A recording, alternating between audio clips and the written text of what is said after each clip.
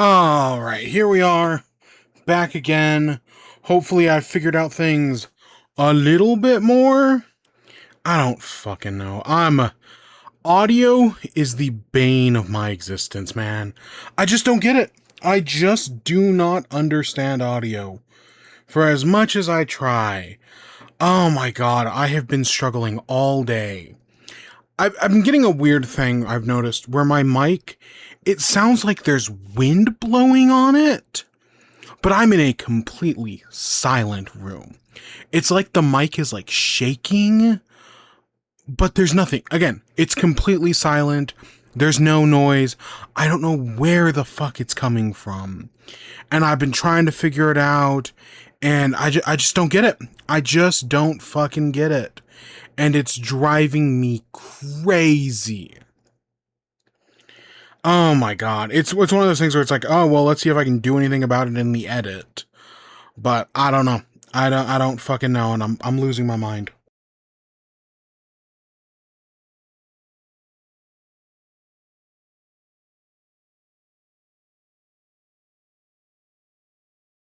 But alright, on to today's show. Gaming news. We got like one story. I got a few bite-sized things that I threw in there. But we have like one story and that's it. And it is a big one. But yeah. And then for WIBE, meanwhile, I, over the past week, have watched all 5 Toy Story movies, including Toy Story 4, which I'd never seen before. And obviously Toy Story 5 came out this week, so we're going to talk about all of them. How extensively? I don't know. We'll fucking see. But I do want to talk about all the Toy Story movies, because they are interesting. I do feel like I have some things to say. And yeah, we got a few, other smaller things if we have time. But it's gonna be a show. My goal tonight is we're playing Plague of Shadows still. We were about halfway through, maybe a little more. So my goal is to do the other half. If we go over, then we'll boot up Splatoon, because tonight is Big Run. Big Run for basically throughout the rest of today, and then until like 6 p.m. tomorrow. It's Big Run. So yeah, big Splatoon. At some point I'm gonna sit down and play some, but maybe we'll do that tonight. If not, then we'll do it. Then I'll just do it on my own off stream. Because big runs only happen every like year, 2 years. They're not a very common thing. It's an all gold weapons rotation, which, to be fair, an all gold weapons rotation happened like a month ago, but still, it's not that very common of a thing. And yeah, I don't know, we got a lot of Toy Story to talk about. I took notes on all of the Toy Stories. So I've got, 10 pages of notes. How much of that will we actually use? I have no fucking idea.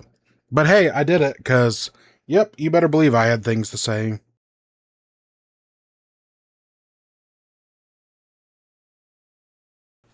But with that, let's get back into Plague of Shadows. I already have the game open. Let me just hit that. And boom, there we go.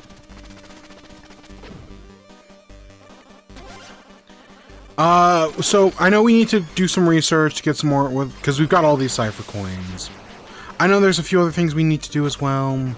No, I think I got the cloak last time. I think that's the last thing we did. Or maybe I did that right as the stream ended. I don't fucking remember. Here's the thing. When it comes to Plague of Shadows, I know they give you all these fancy cases and these fancy palettes. I use almost none of them. Like the fact that we used was it the rotating cask? The rotating cask on Treasure Night, and we just killed him so quickly. Or maybe was it Mole Night?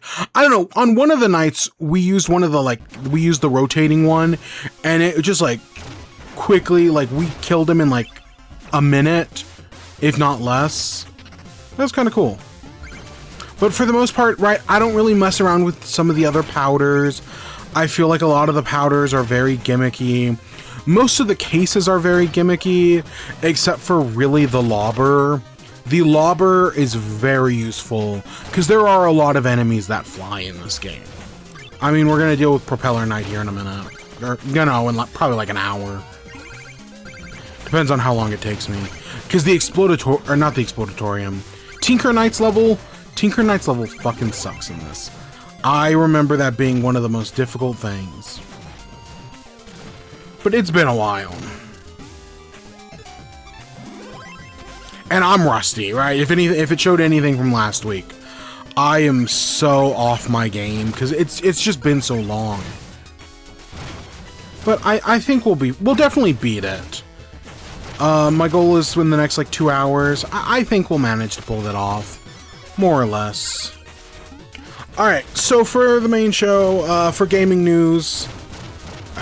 Why do I say the main show? The main show is the WIBE part, technically, since I renamed the podcast. For gaming news, we just have one big story.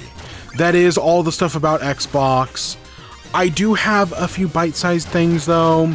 Most of it's all conjecture and rumor and a little bit of speculation. I mean, I will talk about GTA. But, yeah, it just kind of made sense. Let's briefly bring it up. Like with GTA, I put it in the bite-sized section because we'll have more to say next week. You know, next week is the big GTA reveal, and we'll probably get a new trailer and everything. But I should at least mention that it's happening. You know, we'll talk about price points a lot this week. I guess I'll put it like that. Because a lot of things are potentially getting prices this week. And we should at least talk about it.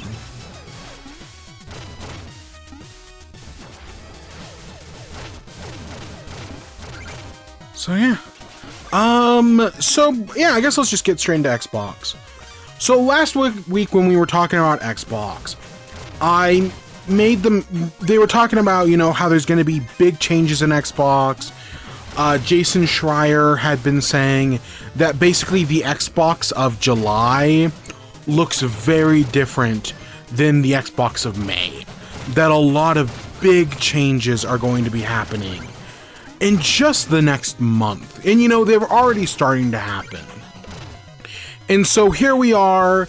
It's a little while, you know, it's a week later, but almost immediately after we talked about that last story, things started changing. That basically the next day, there were already reports about not how bad things have gone. I don't want to use that turn of phrase, but just how bad things are going to be. That, you know, basically all that speculation we did last week about which Xbox studio is closing, yeah, that was correct. But it's worse than I thought.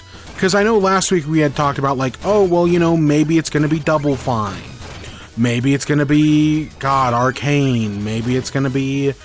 I know Compulsion was in the talks, Ninja Theory was in the talks. But my reason against Ninja Theory and Compulsion... and my reason against specifically Ninja Theory had been that, hey, they just announced a new game, like 2 days earlier. Okay, like a week earlier, still. It had just happened. There was no way they're shutting down Ninja Theory already. And then what's the first names that are being brought up? Compulsion and Ninja Theory. Of course, Arcane, even though they literally, the director of the new Blade game, said something along the lines of, let us cook, you know, we're working on it, just let us cook. Nothing's happened. You know, now it looks like they're also potentially on the chopping block. A studio I'm surprised isn't on the chopping block is Rare. Because Rare, yes, they're making Sea of Thieves, and maybe Sea of Thieves actually makes a lot of money. You know, maybe as a live service game, Sea of Thieves is actually very successful. But after having their last project, I want to say it was called Everwild. Basically, whatever their previous game was, it was canceled. And with that cancellation, I thought, oh, this is going to be the end of Rare. But it's not. This is not the end of Rare, at least as they're saying it right now. Jason Schreier, I know, did come out and talk about how the studios that we've been hearing about so far, Compulsion, Ninja Theory, Arcane, and Double Fine, they're the ones who have made some sort of public announcement. Maybe not even like a public announcement. Maybe it's just an announcement to their staff that things are happening. So as a result, you know, people can double check and see that, yes, this is a thing that's happening. Whereas potentially a studio like Rare might also be in the same situation, but nobody has said anything publicly. So this could also be worse, and it already isn't looking good. So yeah, all of this comes after Asha Sharma in her 100-day report, talking about, you know, the first 100 days and what's coming in the next 100 days. She mentions that there's going to be some sort of restructuring. And I was kind of hoping, you know, maybe we'd have a little bit more time. But no, the memo came out on like a Friday. And then on Monday of the following week, it's already, we're hearing about these studios. So the first one is Compulsion Games. If you do not know, Compulsion Games is the studio behind We Happy Few. They did South of Midnight. They've done a few other things. I'm admittedly not the biggest. I have nothing against I have nothing against South of Midnight. I've never played it. I don't really have any sort of take on South of Midnight whatsoever. We Happy Few, on the other hand, I did play. And yes, I played it early in like the alpha or the beta or whatever it was called. Either way, I was disappointed in We Happy Few. That game did not impress me. I did not really like it. And then there was all the pre-order stuff, which might have been a Microsoft thing. It was a mess either way. But you know, I heard South of Midnight was good. South of Midnight was / is one of the only Xbox games to actually like win prestigious awards. Like, yeah, others have been nominated, but South of Midnight actually won a few. And I know the Game Awards is the obvious one, but there's other stuff. It won the Peabody Award as well, I think. So South of Midnight, I would have thought, it wasn't a perfect game. And clearly, based on the fact that they're shutting down Compulsion, again, all of this is just like, nothing has been 100%, like, yeah, Compulsion's dead as of, you know, Sunday or whatever. No, all of this is simply, you know, people are still trying to figure it out, but things are going to happen fast. And so to that end, because Compulsion, you know, had some critical acclaim, even if its games didn't sell as well, I would have figured something would, you know, they would still at least be around a little bit. But no, it doesn't seem like it. Instead, it very much does seem like they're cutting their losses. Oh, with Compulsion, that they just didn't do well enough. Because this is far from the first Xbox studio to be cut. I mean, there's the Initiative. There are others that I can't think of. But yeah, Compulsion sad. Like, once you put it on paper, it's like, okay, I see how it's happening. At the end of the day, this is not about art.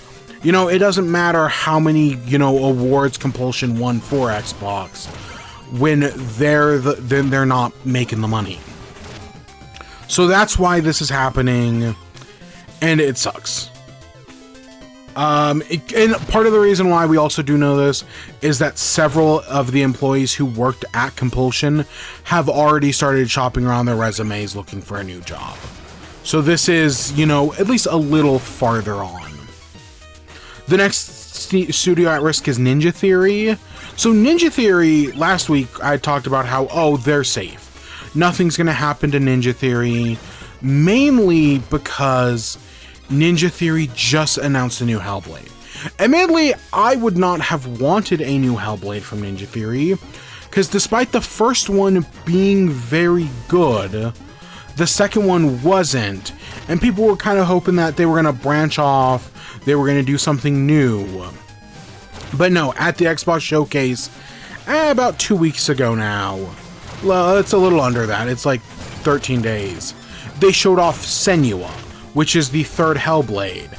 And everyone was like, what the fuck's going on here? Why are they showing off this new thing? And basically, Xbox kind of came out and said that the reason why they had Ninja Theory show off Senua was to try to entice somebody else to potentially buy them. That basically they were treating the Senua part of the showcase like a sort of ad for the company to see, like, hey, does somebody else, presumably they're talking about like someone like Tencent, do they want to buy Ninja Theory? Because, like, hey, look, they're already working on their next game. You know, if you're gonna buy them, you've at least got another game coming right down the pipeline sometime next year. I see it, but that's also so deeply sad that, like, presumably they already knew they were killing Ninja Theory before the showcase. Because that's what it seems like. Yeah, going into the showcase, they knew that Ninja Theory was not going to survive much longer. And so now they're going to try to shop it out. And yeah, I hope with them, I hope with all these studios that they find success, either under somebody else, like the studio that made Hi-Fi Rush, or strike it out on their own, like Toys for Bob did, which Toys for Bob got independence, but then, you know, signed a deal with Microsoft saying, like, hey, we'll make your next Spyro game. I hope Ninja Theory, Double Fine, all these find success in that way. But also it is worrisome, because I specifically think of Double Fine, which we'll talk about next. Double Fine, you know, studio that made Psychonauts, they made Kiln, they made Keeper, just recently. Both games I did like. I liked Kiln, I liked Keeper. They're some of the only Xbox games I've played in recent memory. I'm a big fan of Double Fine. And so the idea of Double Fine getting shut down is horrendous. Like, it's gonna suck to not have Double Fine in the industry. But also, if Double Fine does go independent, they're not going to be able to make Psychonauts 3. We know for a fact, Tim Schafer has admitted, that Xbox gave them a bunch of funding to help make Psychonauts 3. And as a result, they were able to make that game bigger and better than they ever imagined. And now, going independent, sure, they could turn around, launch another Kickstarter, and start backing their next game once independent. But it's not going to be the same. They'll never be able to do what they lost. And that sucks. That truly sucks. Because I want great things from them. And they've done great things, and I just know so much more could happen.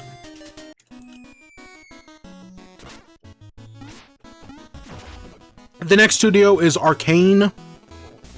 Now, as far as I know, Arcane seems to be in a less tenuous position than these other three. But, you know, Arcane, they did Dishonored, they did Deathloop. I played the first Dishonored. I never loved that game as much as I wanted to. I really fucking tried. It just wasn't for me. However, Deathloop was fantastic. I played that on PlayStation, and that game was great. I love Deathloop. And then they're doing a Blade game, which, you know, there was that fucking joke in Deadpool, and I know tons of other people have brought this up, that Wesley Snipes saying, there's always been one Blade and there's only ever going to be one Blade. And look at us, the Blade movie, Marvel somehow, they got Mahershala Ali, and they completely fucked up the Blade movie. And then they've got this Blade game, and while, you know, the heads of Arcane say that, hey, it's looking good, everything's progressing well, we can never truly trust that, because that's what Phil Spencer said about Perfect Dark. You know, we saw a vertical slice of Perfect Dark, Phil Spencer was like, oh yeah, this was all looking great. And then just a few months later, the initiative is shut down. You know, Microsoft's quadruple A studio. Quadruple A is fucking dead. That term is dead forever. We can never use that term again. It's such a bullshit. And so yeah, I was, you know, when we didn't hear anything about Blade this year, I was like, oh yeah, just let them cook, and maybe they'll get something great next year. And now it looks like that's not going to happen. That they're going to have to go independent, they're going to have to spin off from Microsoft, And will they even be able to continue working on Blade, or are they just shut down and the project's dead forever? Both are very distinct possibilities. Now, Jason Schreier, who's done a lot of reporting on this, I highly recommend you go check out Jason Schreier's YouTube channel. He's been talking about all this stuff. He's put out like 3 videos on it. And it's all really good, really entertaining stuff. And so I recommend you go watch that. I'll probably put it in the outro, or in the description, once this is on YouTube. God, I hopefully I remember to do that. I should write a note for myself. But yeah, Jason Schreier says that this is just the ones they know about so far, and that there are other studios that are at risk of being shuttered. It's not going to be any of the big ones. You know, Bethesda is safe. All the Call of Duty studios under Activision Blizzard are safe. It's all these other studios. It's Double Fine.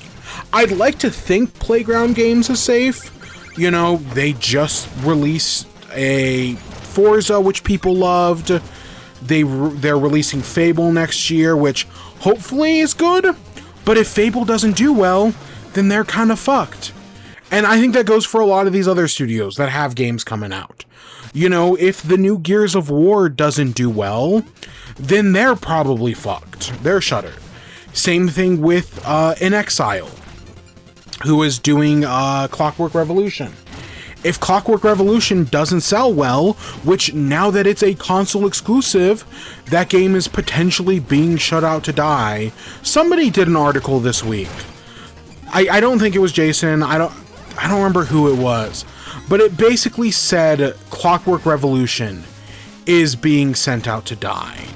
That because they've made it a console exclusive, it really does seem like Microsoft is setting that game up for failure. Because Microsoft, here's the thing, you know, a decade ago, not even a decade, maybe even just like 5 years ago, Microsoft could have been like, hey, we're doing console exclusives again. Here's the future of Xbox. You want to play these great Xbox games? You gotta buy an Xbox. We're buying Activision Blizzard. You want to play Call of Duty? You gotta buy an Xbox. I know the courts wouldn't allow them to do that, but that's the sentiment. However, Microsoft's no longer in that position. I do not think... Yes, I know on Twitter, the Xbox fanboys are happy that Xbox is coming back, that Xbox is, you know, doing exclusives again. But from a business perspective, this seems to be the worst possible decision.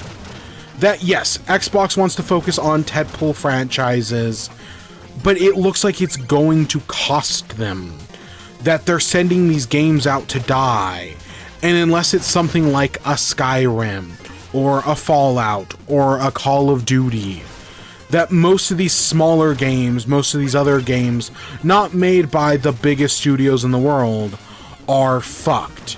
And yeah, you know, someone said this week, and I couldn't tell you who, it wasn't Asha or Matt Booty, but they basically said like, oh, this new Xbox exclusive policy is here to stay. This is the new policy for Xbox. We're not going to change it. I fully expect after Gears of War E-Day doesn't do as well as they want, we're going to find out that no, Clockwork Revolution is going multi-platform, as well as Gears is being ported to PS5. I would not be surprised if by the Game Awards this year, they announced that, hey, guess what? Gears of War E-Day is also coming to PS5. They've reversed course on that. Just because, listen, there are only 30 million Xboxes. There are over 90 million PS5s. And I would say the amount of overlap between PS5 and Xbox Series X is far less than you think.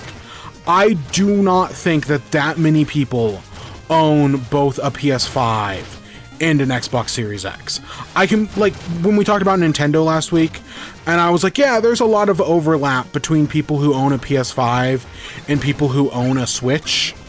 I do not believe the same thing works for Xbox. That overlap just isn't there. And I really do think that it might come back to bite Microsoft in the ass. So yeah, I'm worried about all of these studios and all of these games, because they're good games, and they're people who have jobs that, because Microsoft can't get their shit together, and I blame less Asha Sharma. Asha Sharma was clearly sent in to fix up Xbox. That was her job. Phil Spencer, with all of his spending, again, they've spent over $20 billion on Xbox. And that's not including the purchase of Activision Blizzard King. And none of that money has been recouped. You know, Xbox is spending all this money and not making any of it back. They're making investments that aren't paying off. And so that's why Phil Spencer was so suddenly let go. And Asha Sharma was seemingly brought in to clean things up. And it's just how, you know, these are the actions that have to be taken. And it's going to come at a cost. And the cost is seemingly hundreds of people's jobs. Now, Asha Sharma did say something about how they're going to be relying more on these major studio franchises. Your Call of Duties, your Fallouts, your Elder Scrolls. You know, Elder Scrolls 6 is presumably the top priority right now. And it wouldn't be surprising if some of these studios get turned into Call of Duty support studios. Which is sad, but it's also a total possibility. Like, of course we'll see more, you know, Call of Duty or Bethesda support studios. Like the idea of Arcane Austin just becoming a Call of Duty support studio sounds fucking miserable. But it's also a real possibility.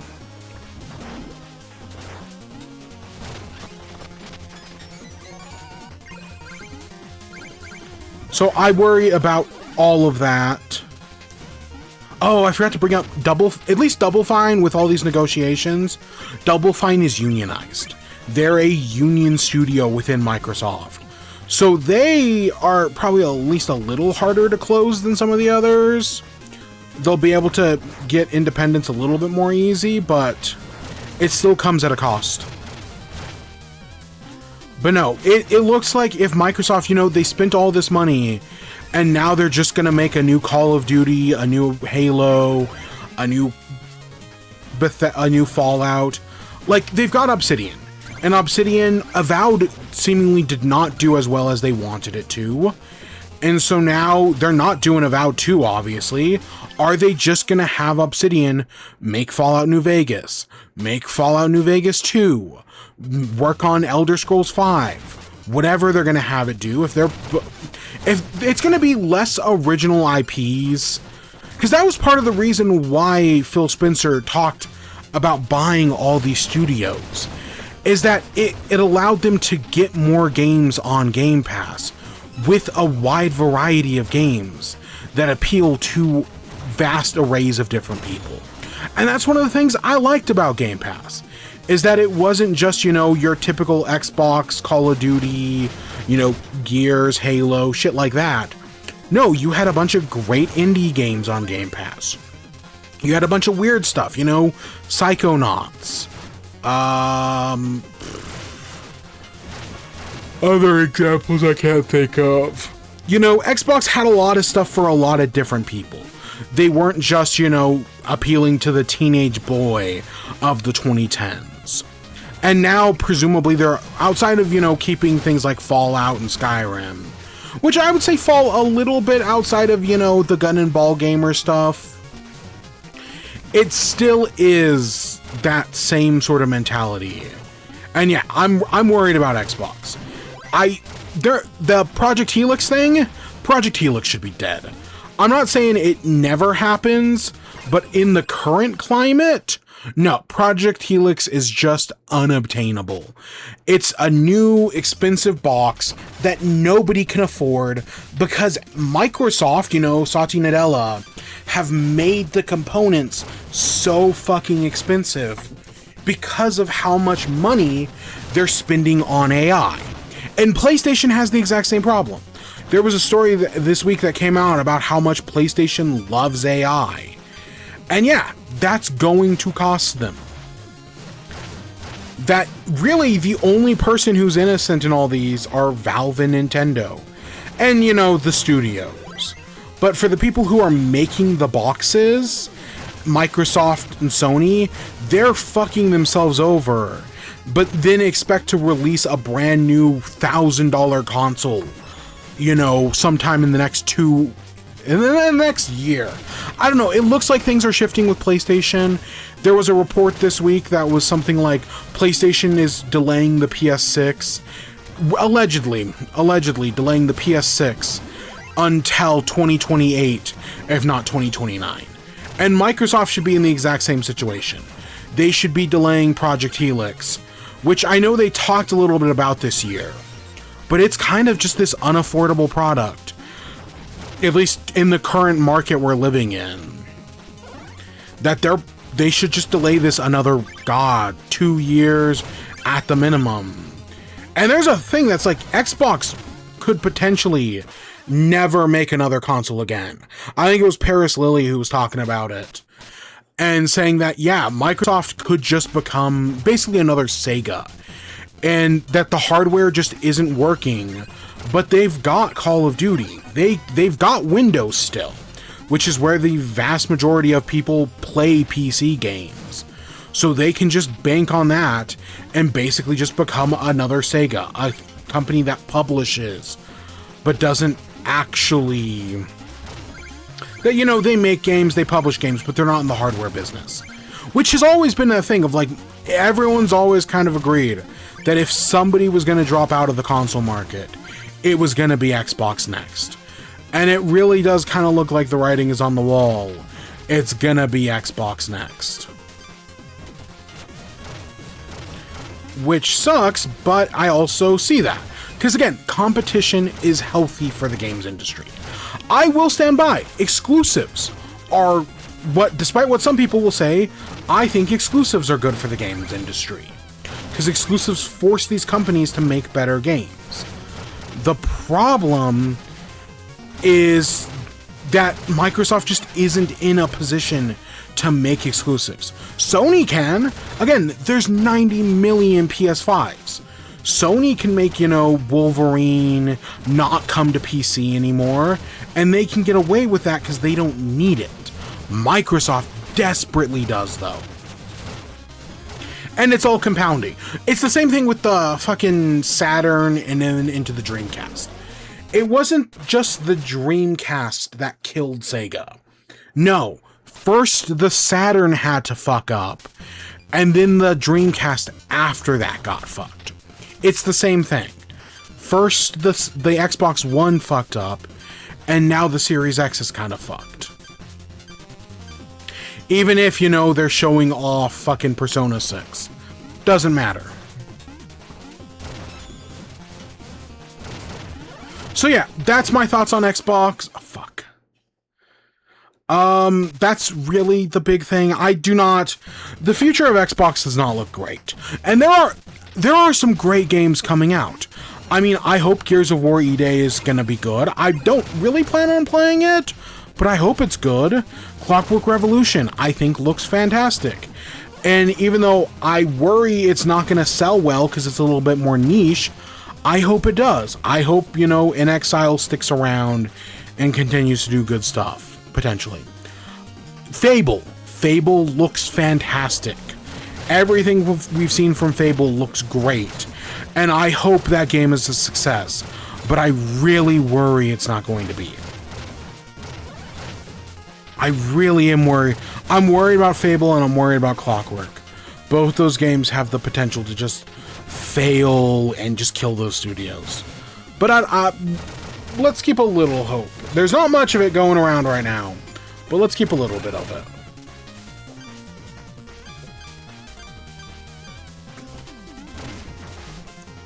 Alright, let's talk about some bite-sized news, shall we? So, there are we got like two little pieces of bite-sized news. The first one is that there's been a lot of rumors this week about the Steam Machine, that it looks like pre-orders for the Steam Machine are gonna happen in the next 7 days.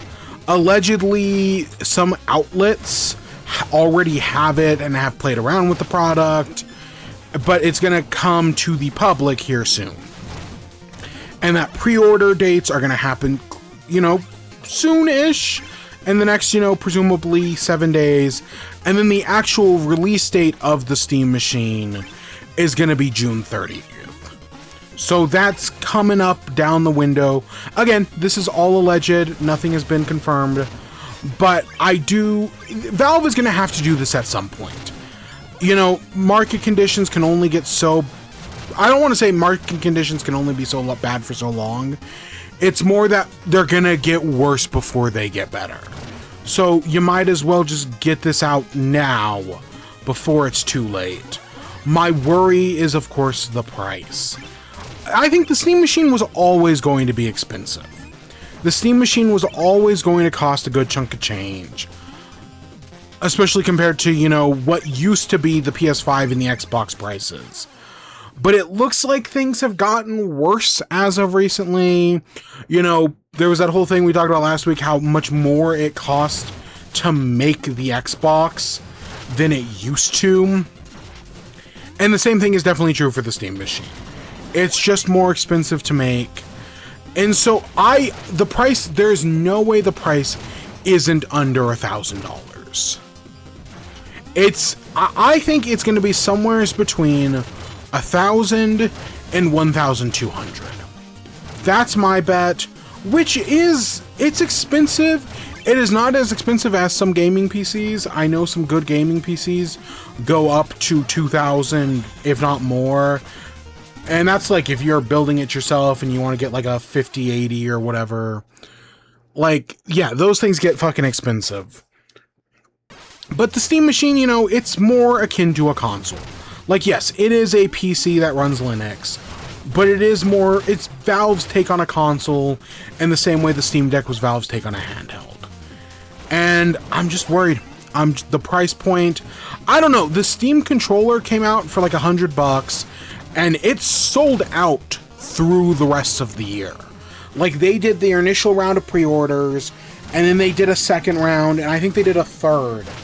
And now, if they're gonna do another round of pre-orders, it cannot be until next year, or at least they're not gonna be able to send it until next year,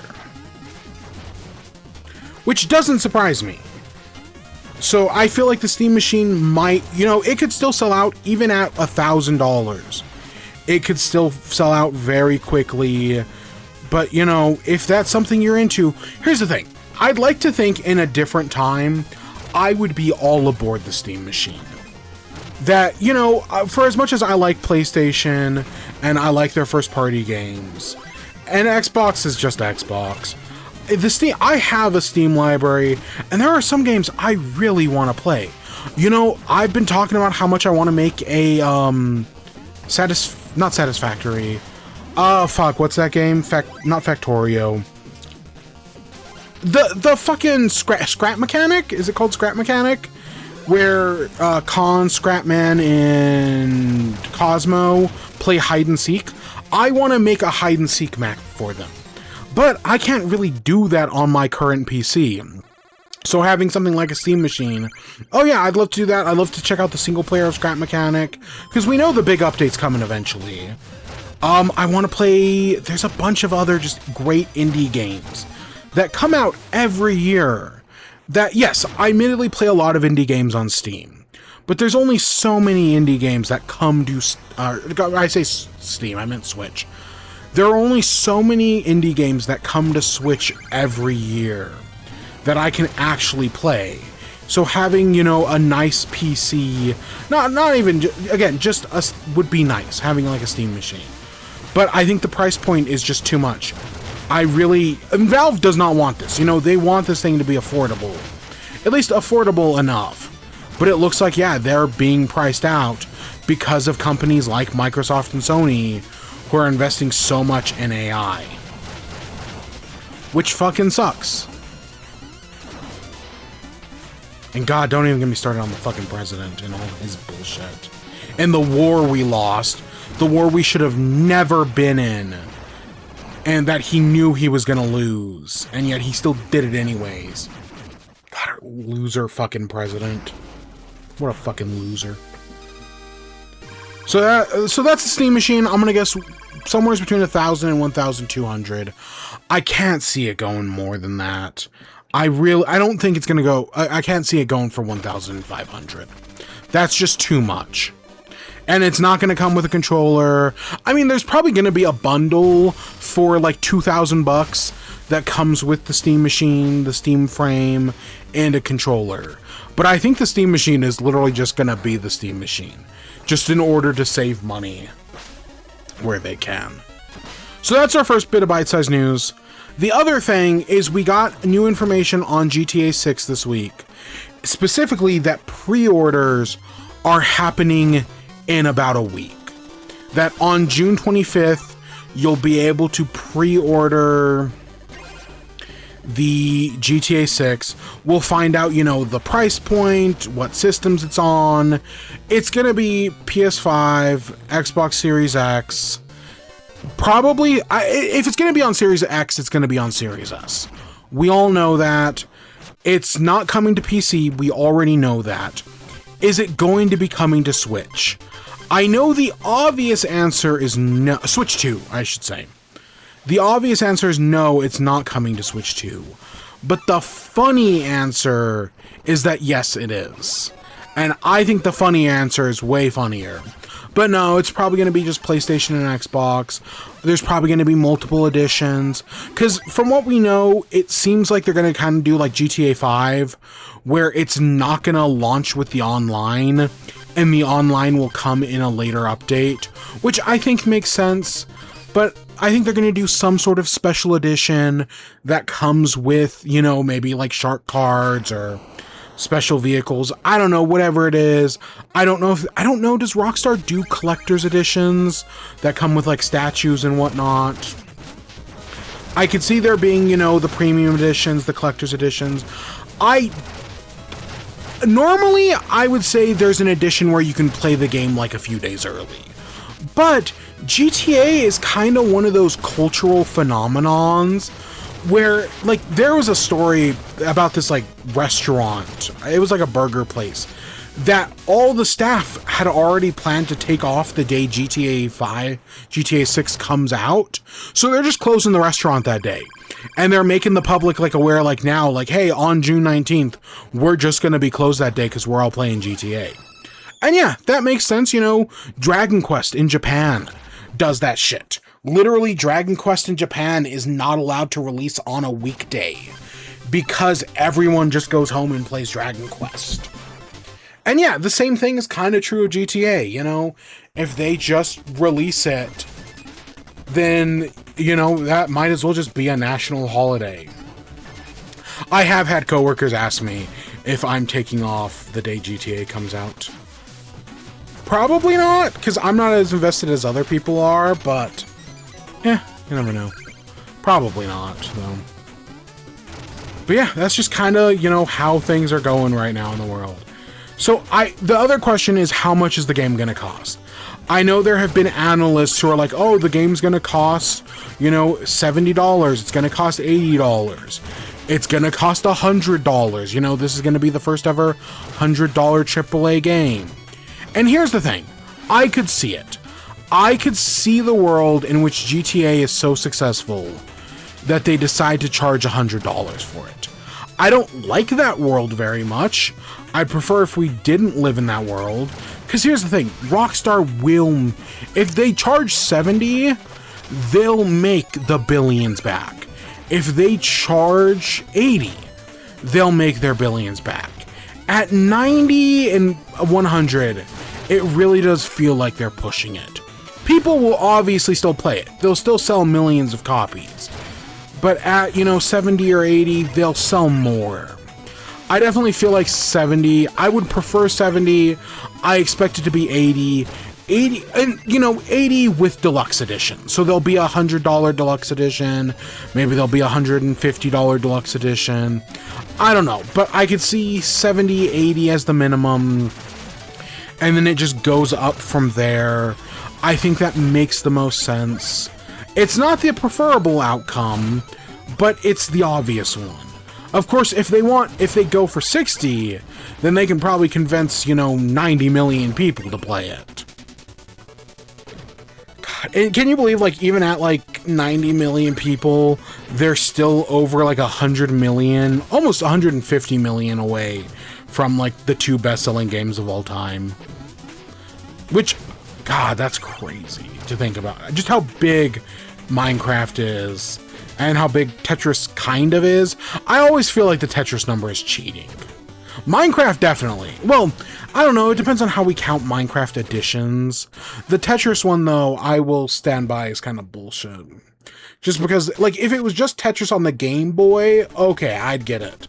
But it counts basically every version of Tetris. So, like, Tetris Effect gets equal weight, presumably. Minecraft is still crazy well, though.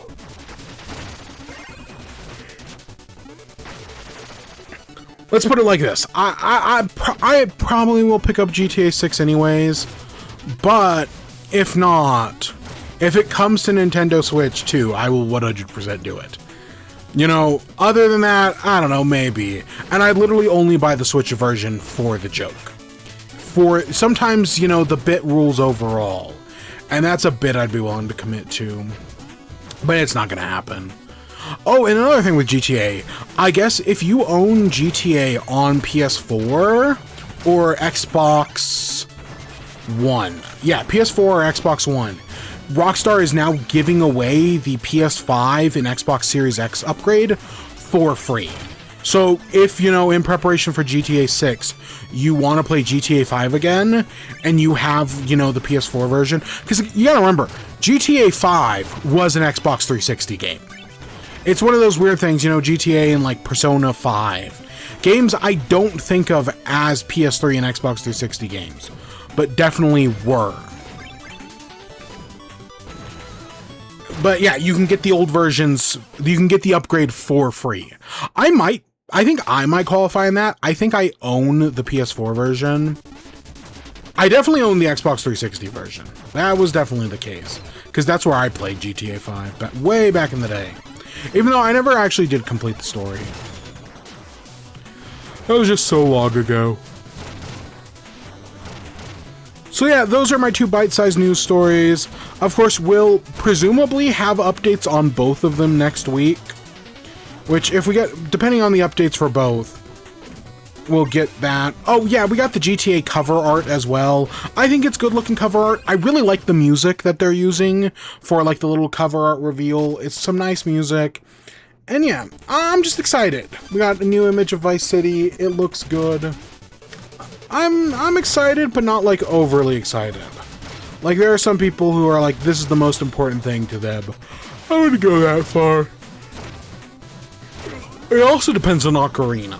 You know, will I even have the money because I'm buying Ocarina Remake instead? That's another fair question.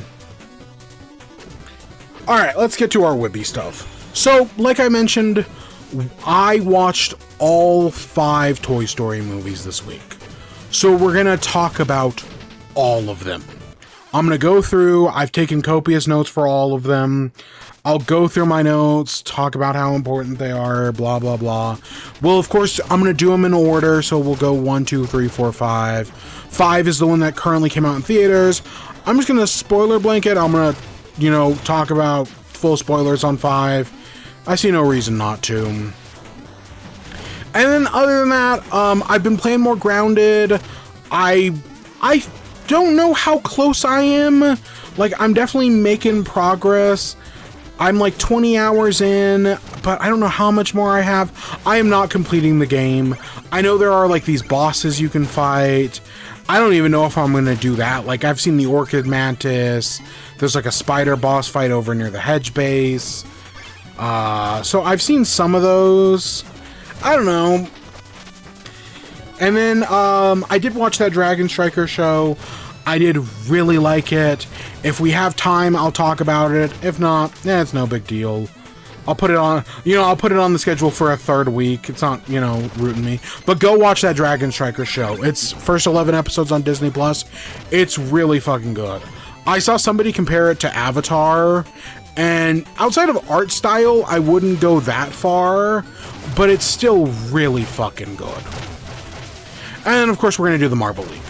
I'm pretty sure the final event, I did not pull it up earlier, but I'm pretty sure the final event of the Marble League happened today. I don't know, let me pull it up right now while I'm thinking about it.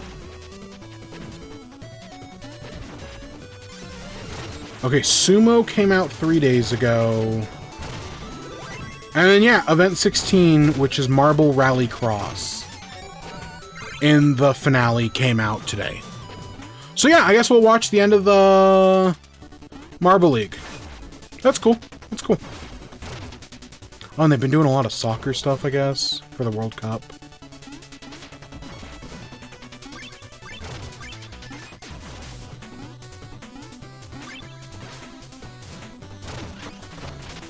I am so hungry. I should have done dinner before this, because I did not do lunch today. Gah. The only thing I had today was a little cup of mac and cheese. You know, one of those cheap microwavable cups?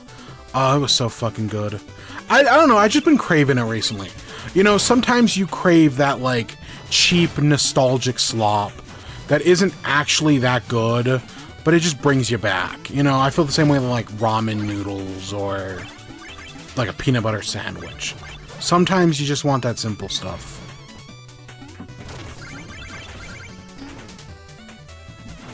Alright, let's talk Toy Story 5, shall we? Alright, let's talk Toy Story. So, the original Toy Story came out in 1995. That was before I was born. So, I did not see the original Toy Story in theaters. I might have seen the second one in theaters. It's one of those movies where I remember watching Toy Story 2 on VHS. But I don't really remember if I saw it in theaters or not. I'm the same way with Phantom Menace and Attack of the Clones. Like, yeah, I was alive by that point. But I really don't remember seeing either of them in theaters. The first one I remember seeing in theaters was Revenge of the Sith. And same thing with Toy Story. The first Toy Story I remember seeing in theaters was 3.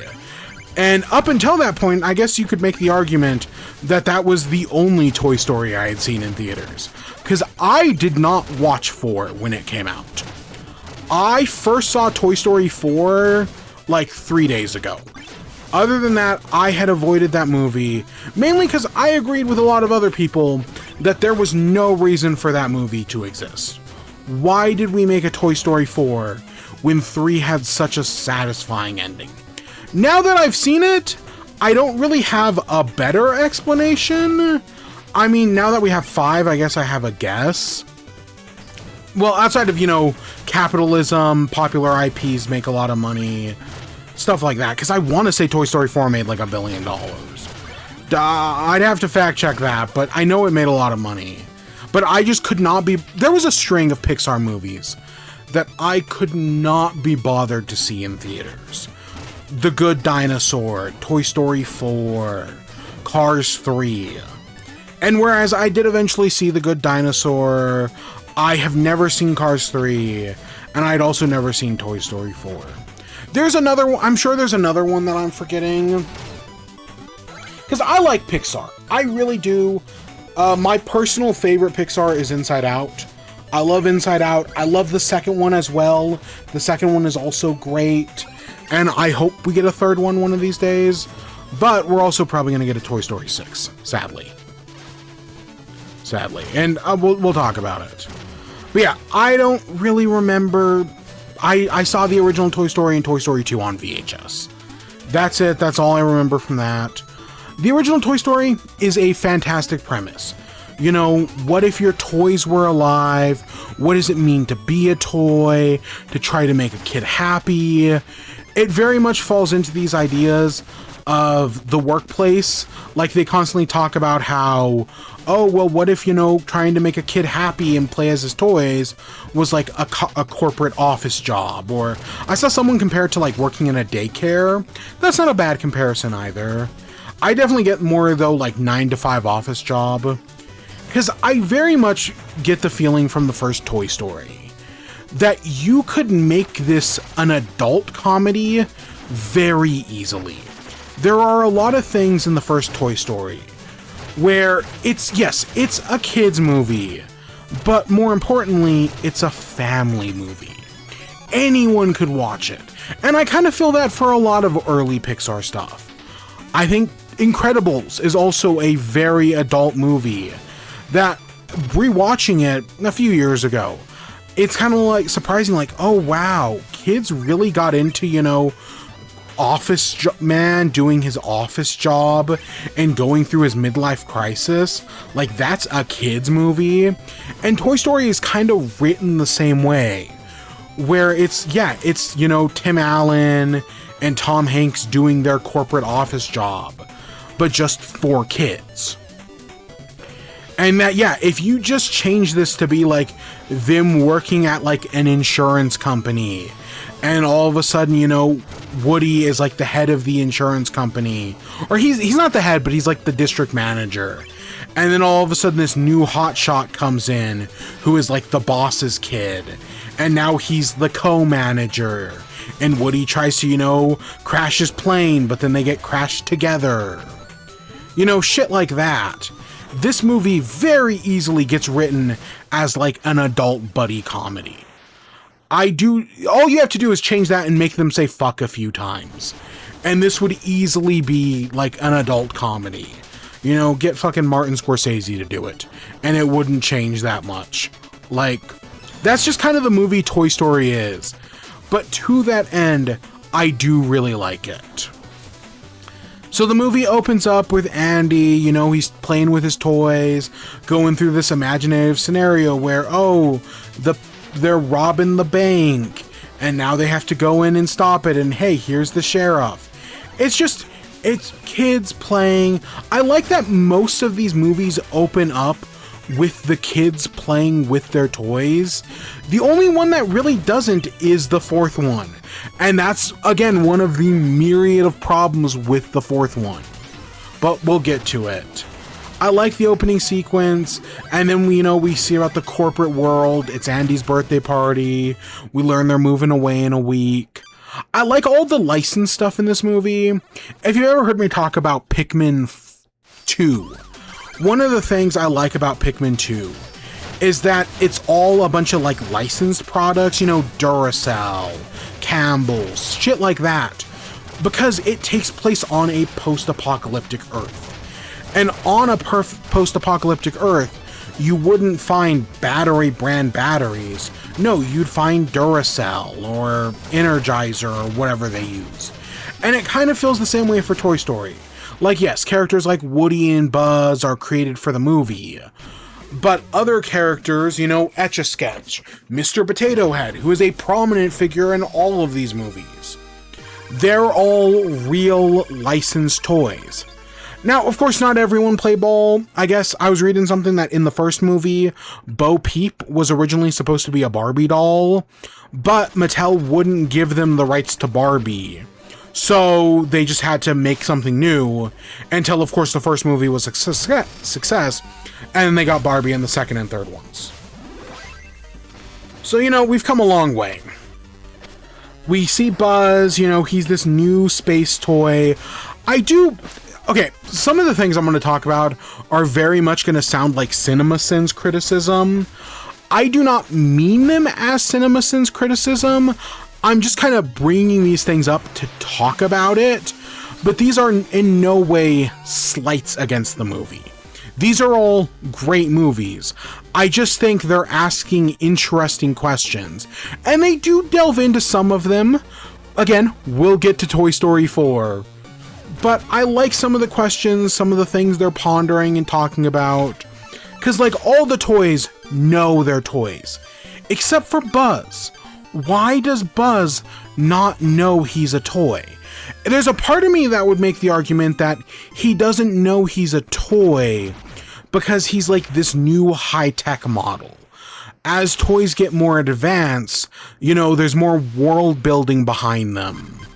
So Buzz doesn't know he's a toy. You know, he's bought into his own shit, for lack of a better saying. Which is the opposite of someone like Woody, who Woody has no idea where he comes from, as we learn in the second one. But this is also something that we see in all the Toy Story movies. You know, in the second one, there's another Buzz who just thinks he's a real Space Ranger. There's a Zurg who thinks he's a real Zurg. In the third one, Buzz gets reset and all of a sudden he completely forgets he's a toy. In the fourth one, actually I don't really know if there's anything in the fourth one. Buzz has his own problems in the fourth one. And then in the fifth one, you have this army of Buzzes who they don't know they're toys until our Buzz tells them. That's just kind of how these movies are. And it's only a Buzz thing, and I guess Zurg kind of. Other than that, it doesn't really happen to any of the characters. And I just wonder why. Why is it only Buzz that works like this? And the movies don't really care to answer, but you know, it makes for some good concepts, especially in the second and third ones. So again, if this isn't an actual criticism of the movie, I just find it interesting. Woody tries to kill Buzz out of jealousy. Again, this is a very adult movie. Woody is jealous. He's no longer the boss's favorite. And so as a result, he tries to kill Buzz. He throws him out a window. And then all the other toys mutiny against him and try to throw him out of a window. And yeah, Mr. Potato Head has a gun in for Woody. He tries to kill him like multiple times. Or, you know, leave him to die. And yeah, it's kind of fucked. Like, I don't want to say he's the villain, but he's a sort of secondary antagonist. I was really surprised. Yeah, they literally make a threat to the Etch-a-Sketch draws a noose in a kid's movie. Again, this is, I think PG-13 existed by this point. You know, Temple of Doom was already out. But like, they got away with a lot for a G-rated kids movie. Because only the new one, 5, is rated PG. The rest of them are all G-rated. From there, you know, they're trying to get back to Andy. They end up hooking a ride on his car, but get left behind at the gas station as Buzz tries to kill Woody. They end up going to Pizza Planet, which Pizza Planet's a lot of fun. You know, I remember Chuck E. Cheese back in the day, even though I was horrified of animatronics. Oh my god, was I horrified as animatronics as a kid. But there were also some, like, local, you know, Whistlin' Willie type places that, you know, kids just love to go to. Stuff like that's always a lot of fun. Eventually, though, they get picked up by the Claw, and we get the little green men, and Sid gets them. I will be honest, Sid is the antagonist of the movie, but he's not actually evil. Watching this movie as an adult, it's very clear that, you know, Sid probably has some issues at home. Sure, he's a little hellion, but he's not actually like an evil person. You know, he's very rough with his toys. Which, yes, our main characters are toys, so of course they're scared of him. But he's not actually, like, evil. He's actually very creative. You know, he's very inspired. And it's one of those things where it's like, yeah, I could see the praise there. You know, this kid definitely, if Minecraft had existed, he definitely would have been a griefer, but he also would have made some really cool shit. I don't know, I cannot, like, Sid as, like, this ultimate evil, I just don't see anymore, now that I'm an adult. Like, he's still definitely the antagonist of the movie. He threatens to blow up Woody in Buzz, you know, he tries to do that. So, I get it, but he's not actually, like, an evil person. Other things I like about Sid is everything to do with when they're with him and in his bedroom. The movie very much uses the language of horror movies. It's shot like a horror movie. I guess the wallpaper and the rug are from The Shining. Like, it's very much the language of horror movies to make Sid scary. And I really appreciate that. There's a lot of thought put into the composition and how the world works underneath Sid. All of his scary toys. It's really well thought out. You know, Pixar, this is their first movie. This is the first fully 3D movie. And they put their fucking all into it. And it shows, and they made something fantastic.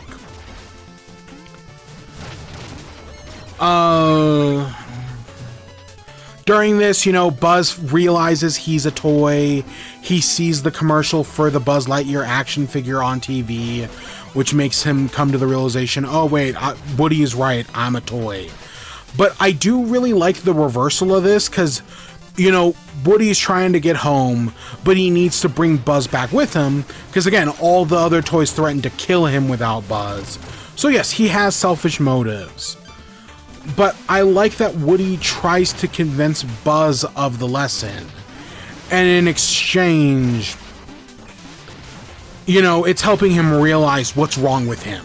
Like, as he's trying to, you know, talk Buzz out of his moral crisis, he's realizing that, oh wait, I'm going through the same issues. You know, the green-eyed monster of jealousy. Woody talks about how, oh, you know, even if you're just a toy, you're still fulfilling a mission, you're making a kid happy, and he has to realize that about himself. That Star Command was never the mission, Andy was the mission. I really, in the 5th movie, we'll talk about it, there's a moment, and it's in the trailers, where Buzz says something along the lines of like, your mission in this world is to make a kid happy. And I really like that line. And watching the first movie again, it's been there the whole time.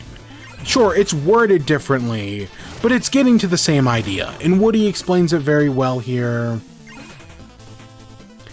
From there, Buzz gets taken outside to get blown up. Woody has to save Sid, you know, has to save him, and so they make this plan to go against Sid. They do mention in later movies that the toys freezing up whenever a person enters is involuntary. They just do it without thinking, but it still is, you know, a thing that they do, and the fact that Woody mentions we're gonna have to break a couple rules implies that there are rules to begin with. Is it Meat Canyon who did the Toy Story cancer video? That's all I can think of with the whole, when they reveal themselves to Sid, all I can think about is the whole, oh, now Sid has cancer. God damn. That's the first thing I thought of. But yeah, they torture Sid, you know, they get back at him for torturing his toys, and that, oh, now he's never gonna do that again. Because he's now scarred for life. We then get the final big action set piece. This is a great action set piece to end the movie. Because, you know, Woody and Buzz are trying to catch up with the moving van. But for everything that goes right, something goes wrong. It's a great example of shots and reversals. Because, you know, Buzz gets stuck on the fence.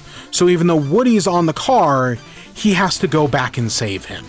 And then they get left behind, but they get RC out. You know, Woody gets ahead, he's able to get RC, and so now he's able to go back and get Buzz. But then the other toys push Woody off. So now Buzz picks him up and saves him. The dog is chasing after them for part of it. They eventually have to use the rocket, but as they go to do it, the match goes out. But hey, they're able to use Buzz's thing as a magnifying glass to relight the match. Or to relight the rocket. It's filled with shots and reversals. We get a callback to the line, you know, it's not falling, or it's not flying, it's falling with style. That's a great callback. There's a lot of good callbacks here in the end sequence. Yeah, the ending moments of this movie with this whole car chase are just really well done. And it's very clear that every movie after this is trying to do something similar. Some succeed more than others. Again, we'll get to Toy Story 4, but every movie is trying to match this moment, because this is such a well-done moment. I forgot about the Lion King reference in this. When you cut to the car and you see just the kids like in the car not paying attention, they're watching the Lion King on a portable DVD player. You don't see it, but you hear it. And I completely forgot about that. I was like, oh, that's a neat reference. But from there, you know, they get back, everything's well that ends well. Buzz and Woody now get along, more or less. And then the next escalation is, you know, they're in a new house. So where do you go from getting new toys to getting a puppy? And that's kind of our big end teaser. I think this movie was fantastic. 30 years, I think it's 31 years later, this movie still holds up. It's still really well done. It appeals to both, families, but adults and kids. It's funny. Oh my god. There's a moment where Woody asks Buzz to give him a hand, and he just throws up his severed hand, and I was laughing so fucking hard. I'd forgotten about that joke. It's such a good joke. And there's a lot of that in this movie. This movie was so fucking funny. Watching all the movies back to back, it does show how far the animation has come in the last 30 years. I think the toys look fine. Because they're toys, they're allowed to look a little bit more plasticky, a little bit more porcelain. The humans, on the other hand, do not look good. But, it was 30 years ago. Pixar comes a long way. And even just the next, 5 years between 1 and 2, they make some progress. But nowadays, oh my gosh, the humans. We'll talk about the horse in 5 when we get there. But yeah, we've definitely come a long way since then. But I still think the movie looks decent. This isn't like some other older movies or even some early Pixar shorts from before Toy Story where it's like, oh, these do not look good. No, this movie I still think holds up. It looks fine. Yeah, who cares if every kid is just Andy with a different skin and hair color? Who cares? It still works. Something I did not like about this movie, the music. I was, again, in the article I was reading, I guess originally Disney wanted this to be a musical, but Pixar said it would clash with the tone. So they instead reached a compromise where they would have Randy Newman make the music, but he would be singing about what's happening in the movie. So the music is non-diegetic. So it's like in a musical, the characters are singing the music. That's not how it works in this movie. In the movie, the music is happening about them, but they're not actually singing it. And it just doesn't work. I'll be honest, I do like the "You've Got a Friend in Me." Maybe that's just a nostalgia thing, that I only like that song because of nostalgia. But that song works. None of the other songs do. Oh my god, there's 2 other Randy Newman songs in this movie. One is during the montage when Buzz is taking over and becoming Andy's favorite toy. The other is when Buzz realizes he's a toy and he has this whole existential crisis. And both those songs are fucking awful. Oh my gosh, they're so bad. And I had forgotten how bad they were. But they were bad. Ooh, God. So yeah, that is a problem with the movie, but I'd still say the movie was fantastic. Fuck. I had a great time. I'd watch it all over again. It still holds up. It's still great. The second one, Toy Story 2, is maybe the best Pixar movie. It's not my personal favorite. My personal favorite is still Inside Out. But I think Toy Story 2 is just a masterclass in filmmaking. Everything they take about the first one, they up it. They make, they focus more in on the characters. Because now that we know who the characters are, we're allowed to delve more into them. We're allowed to delve more into the world. The movie has something to say. It's specifically commenting on the idea of toys as toys versus toys as collectibles. The speculator boom was going on in the 90s, and while I know the speculator boom is about comic books, I would still say stuff in the speculator boom applies here. And the movie is just so well done. When it's talking about, oh, well, does Woody, does he want to go back to his kid? Or does he want to, be in a museum the rest of his life? It's really a hard choice he has to make. But the movie asks the question. It's an interesting question. And I like how they answer it. You know, in the same way that part of the reason why I was interested in 5, especially when I couldn't give less of a shit about 4, was I feel like the concept of asking, hey, what does Toy Story have to say about technology, is interesting. It's the same thing here. What does Toy Story have to say about, like, collecting toys to just display them on shelves? Because I definitely have some of that. You know, I have a bunch of amiibos. I've collected all these amiibos. I don't ever fucking use them. I just have them displayed on shelves. But I'm also not a new in-box collector. I'm all out of the box all the way. Because I believe that is the way it should be done. But yeah, it definitely got me thinking a lot about that. All of these movies got me thinking about how I treat my toys, how I play with my toys. Because, you know, I had a Mr. Potato Head growing up. I had a bunch of other stuff. Most of it has been lost to time. But, you know, I still have some of it. Right on my desk here, I have my Game Boy. And yeah, definitely finding out, you know, because here's the thing. One of the things in Toy Story 2 that I completely forgot about, it opens with a video game sequence where they're playing Buzz Lightyear the video game. They're playing that on a Super Nintendo. And it's not just some, like, discount, like, knockoff Super Nintendo. No, you literally see a Super Nintendo in that movie. And all the subsequent ones, it's like knockoff video game systems. You know, I know Lily Pad is a joke on like Leapfrog or whatever that thing, Leap Pad or whatever it was called. But like for the most part, they have to use discount stuff. No, they just straight up use an actual Super Nintendo in this movie. Which really surprised, I was not expecting that. Again, they don't call it a Super Nintendo, but it's a Super Nintendo. So yeah, you know, it got me thinking about my original Game Boy. Ooh, let me turn it off real quick.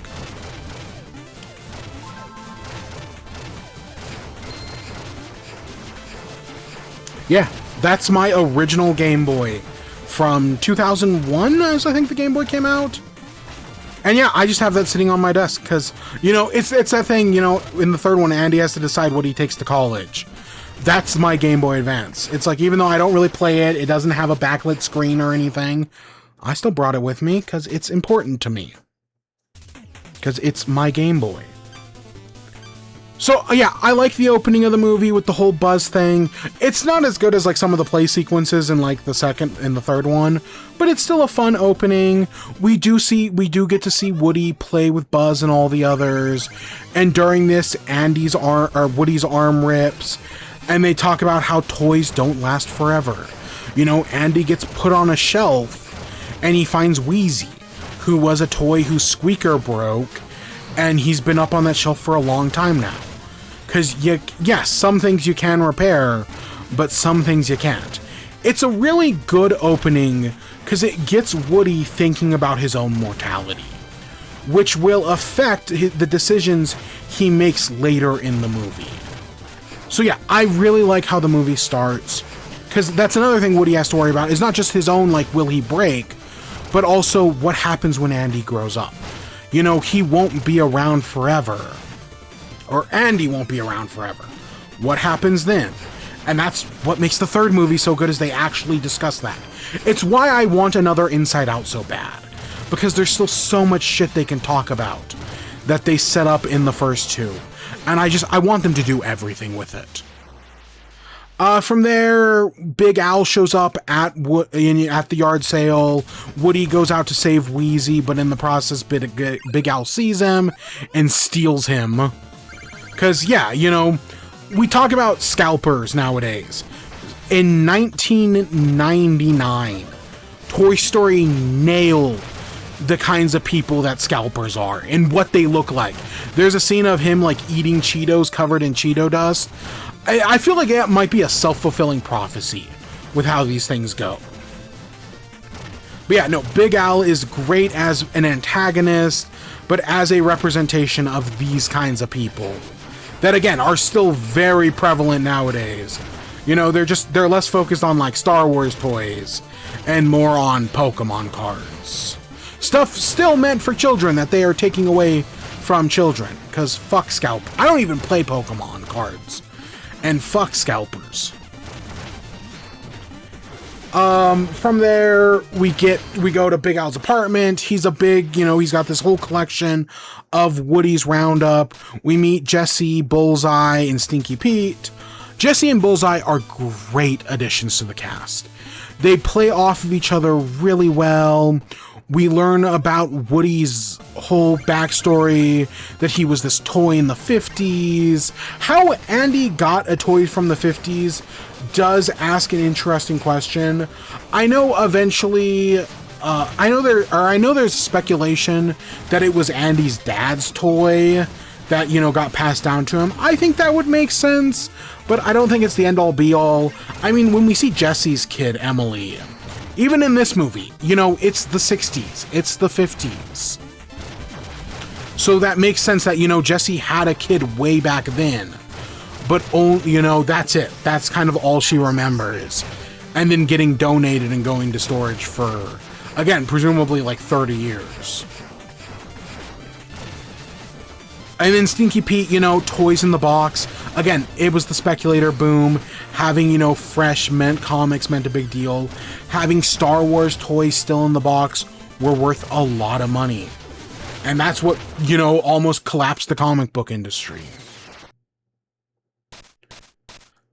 From there, we see Buzz and some of the other toys are going on a mission. I like that it's not just Buzz going alone.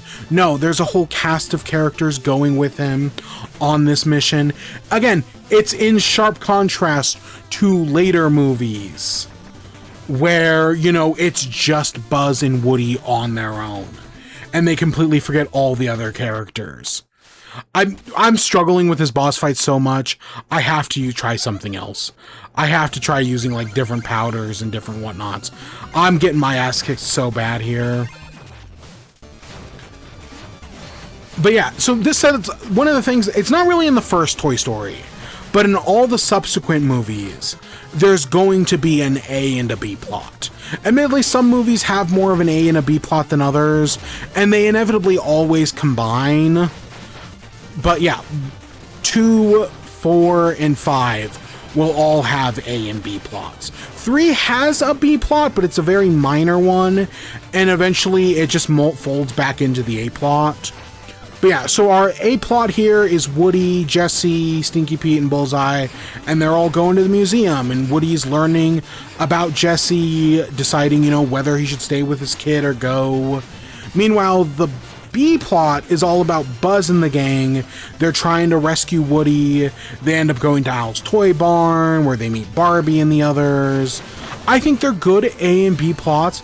I'm invested in both of them. Obviously, B leads to A, but they're able to do a lot with it along the way. Let's see.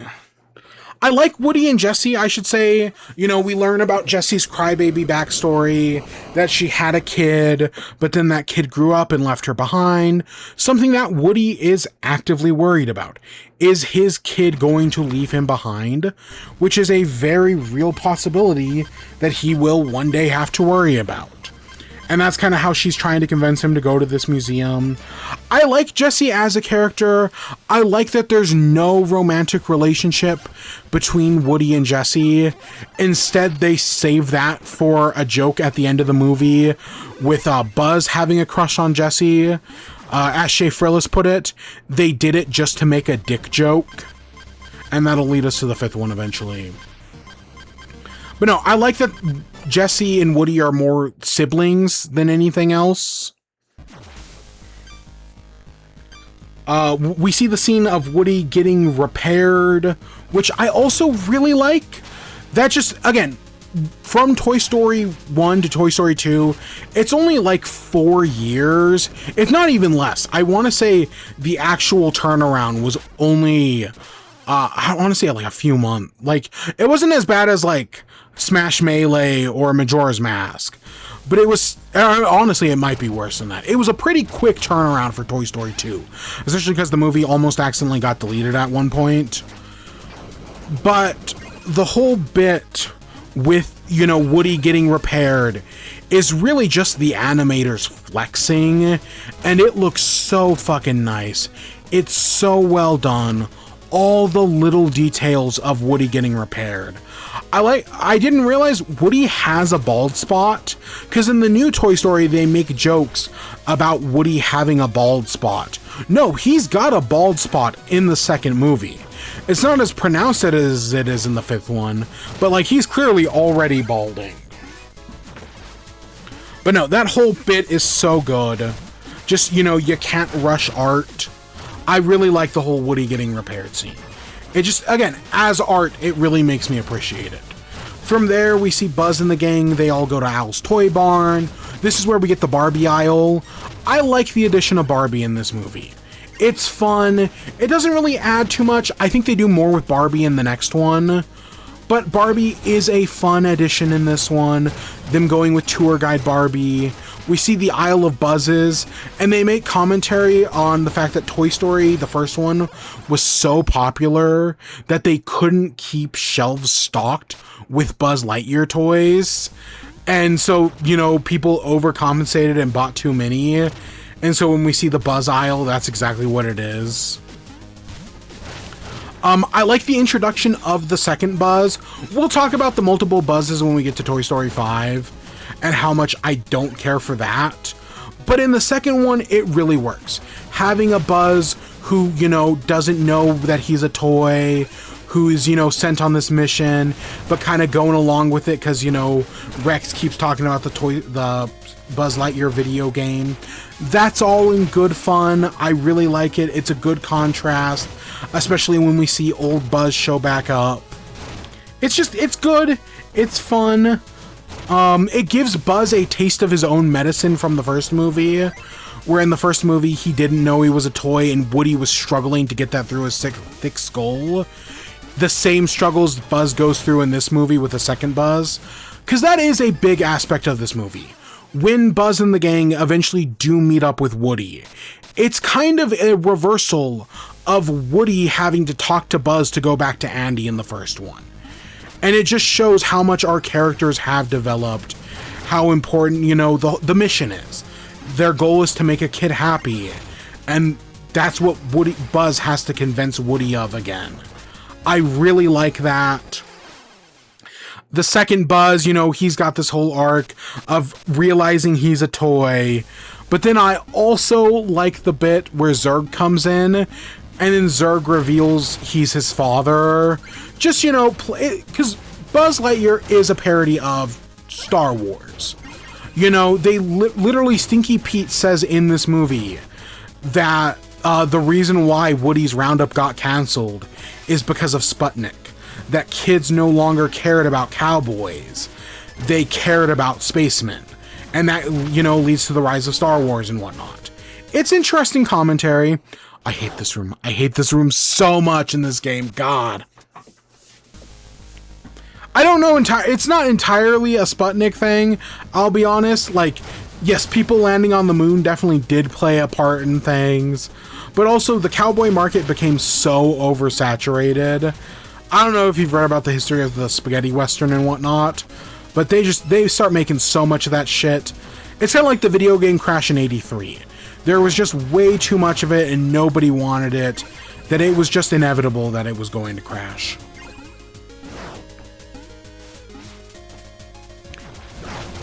But yeah, from there, yeah, they try to leave. We get the whole Zurg thing.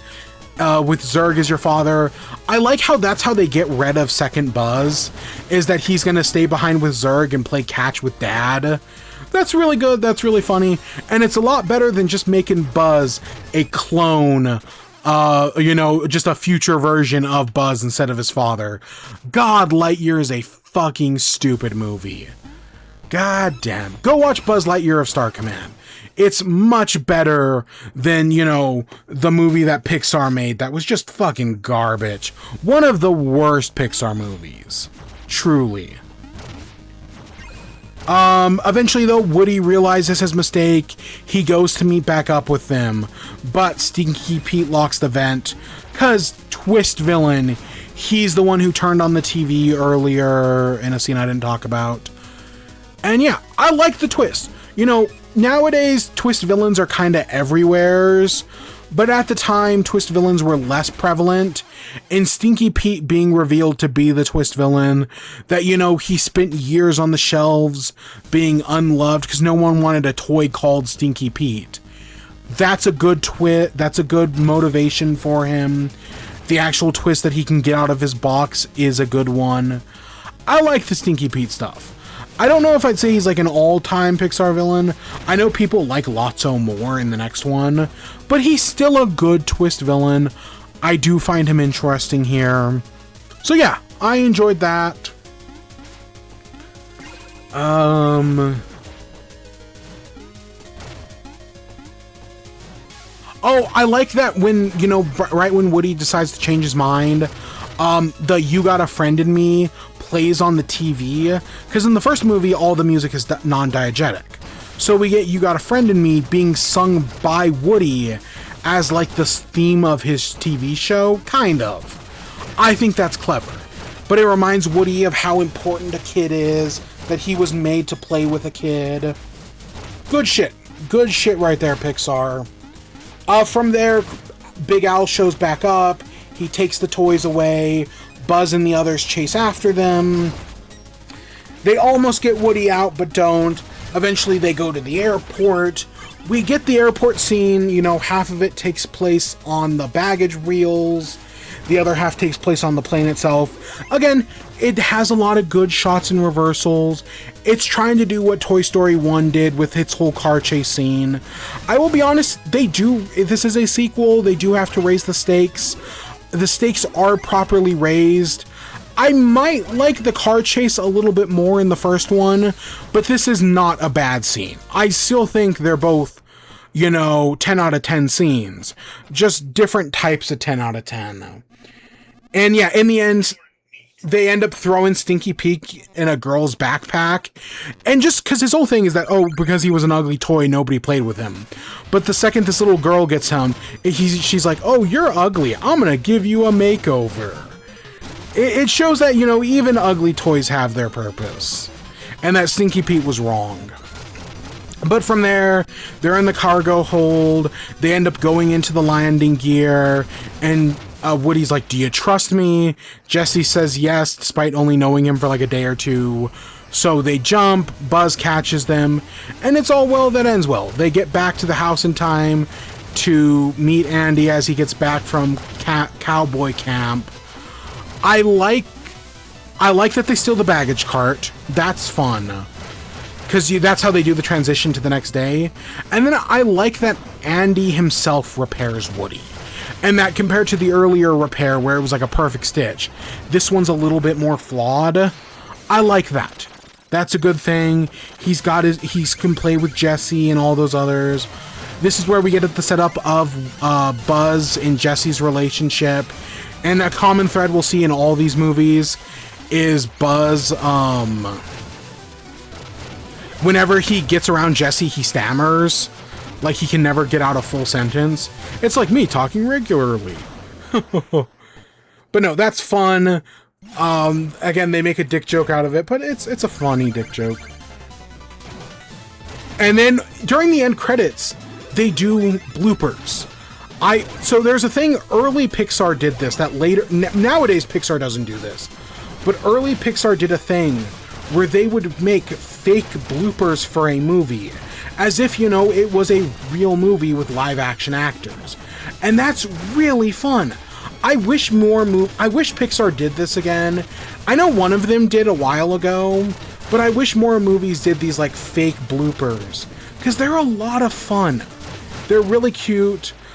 I like shit like that. You know, it's like when Deadpool and Wolverine did like a behind the scenes thing to celebrate the Fox universe. Shit like that is just a lot of fun.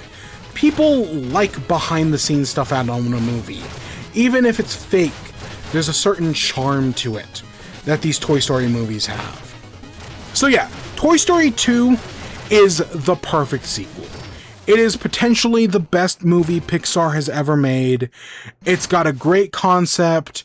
It expands on the first movie, but not in a way that's like undoing it. The only other movie I'd compare it to, just off the top of my head, in the animated space, is Kung Fu Panda 2. The only other animated movie that might be as good as Toy Story 2 is Kung Fu Panda 2. Because it also does a lot of, it's a sequel that grows on the original, but also takes it to a deeper, darker place.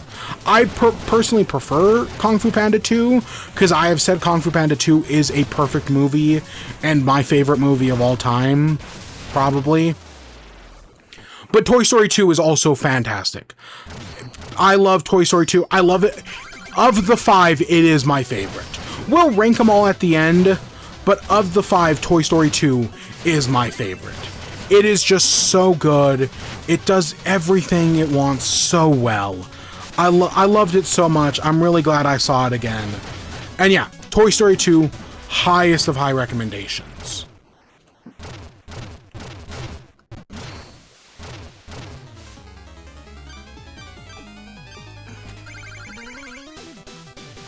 Toy Story 3, on the other hand, I am not as high on as other people are.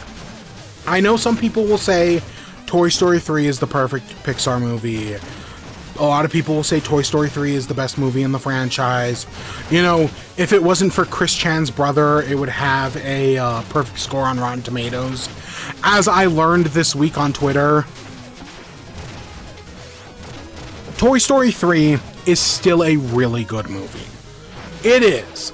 Part of my problems with it was always that it was just kind of Toy Story 2 again, plot-wise. Idea-wise, no, it's doing something different.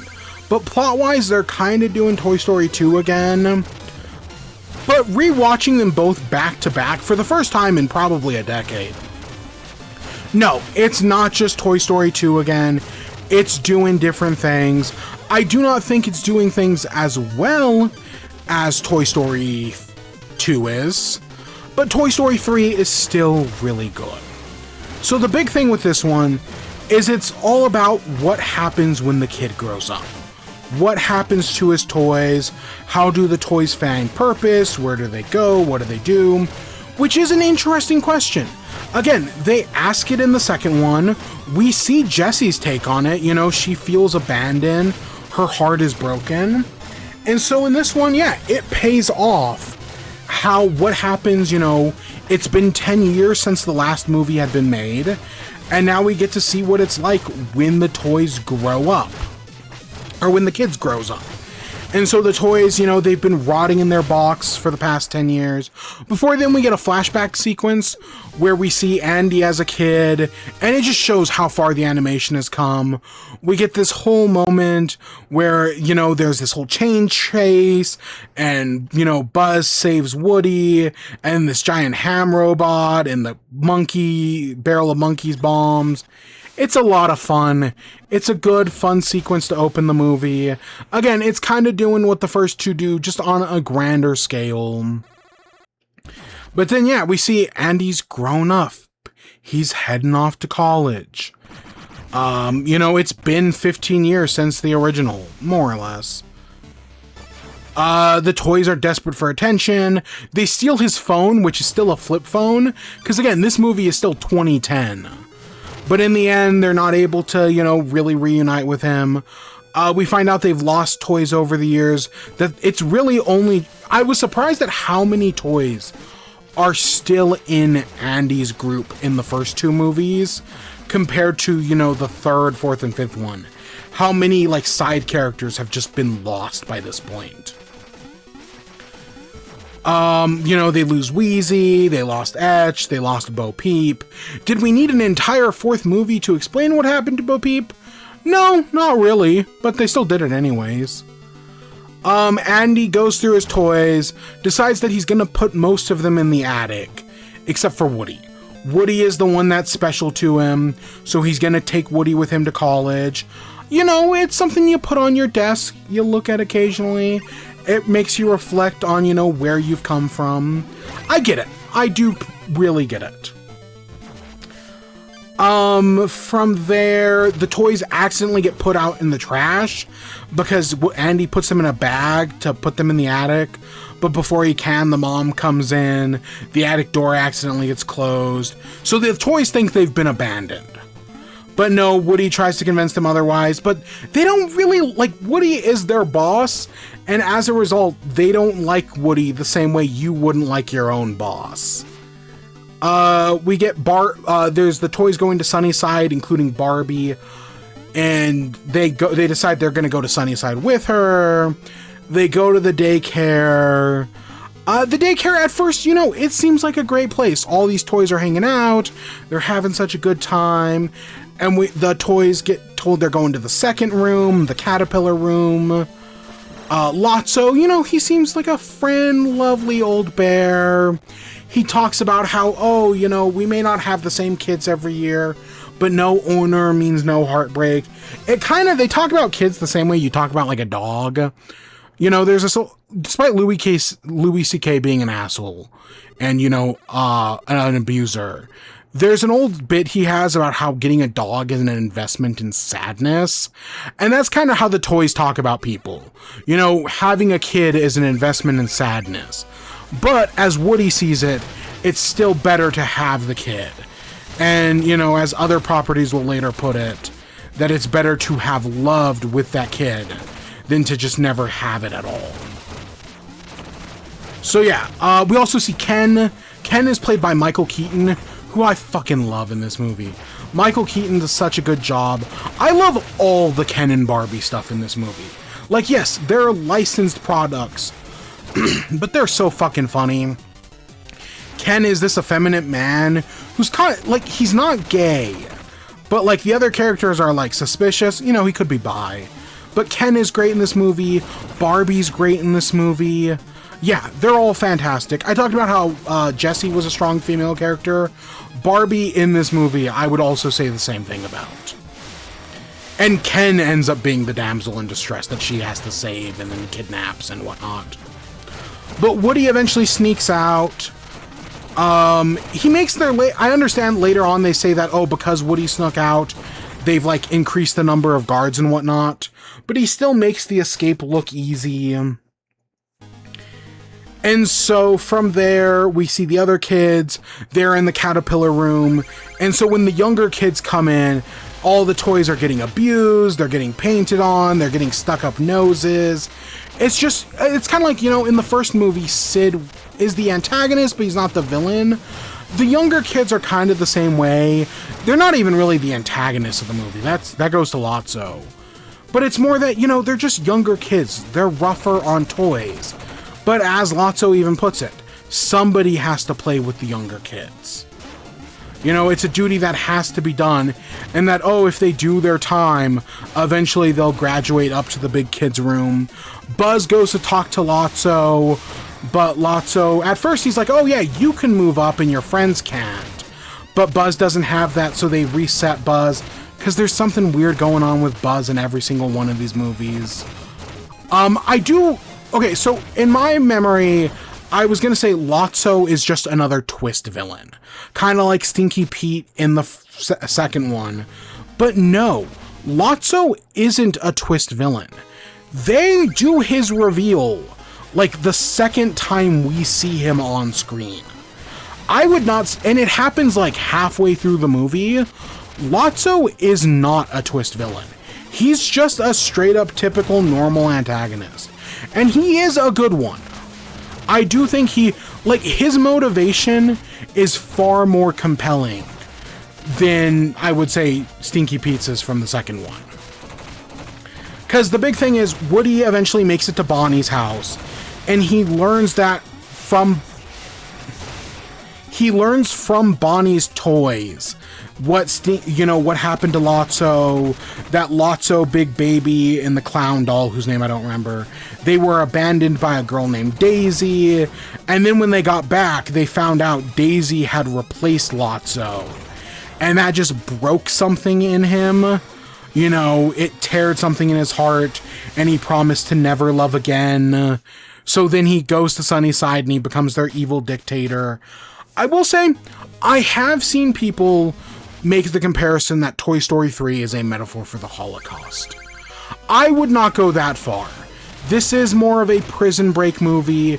And I know people say, well, oh, it's a metaphor for, like, Auschwitz or Treblinka or one of those. It's not. I do not see this as a metaphor for the Holocaust.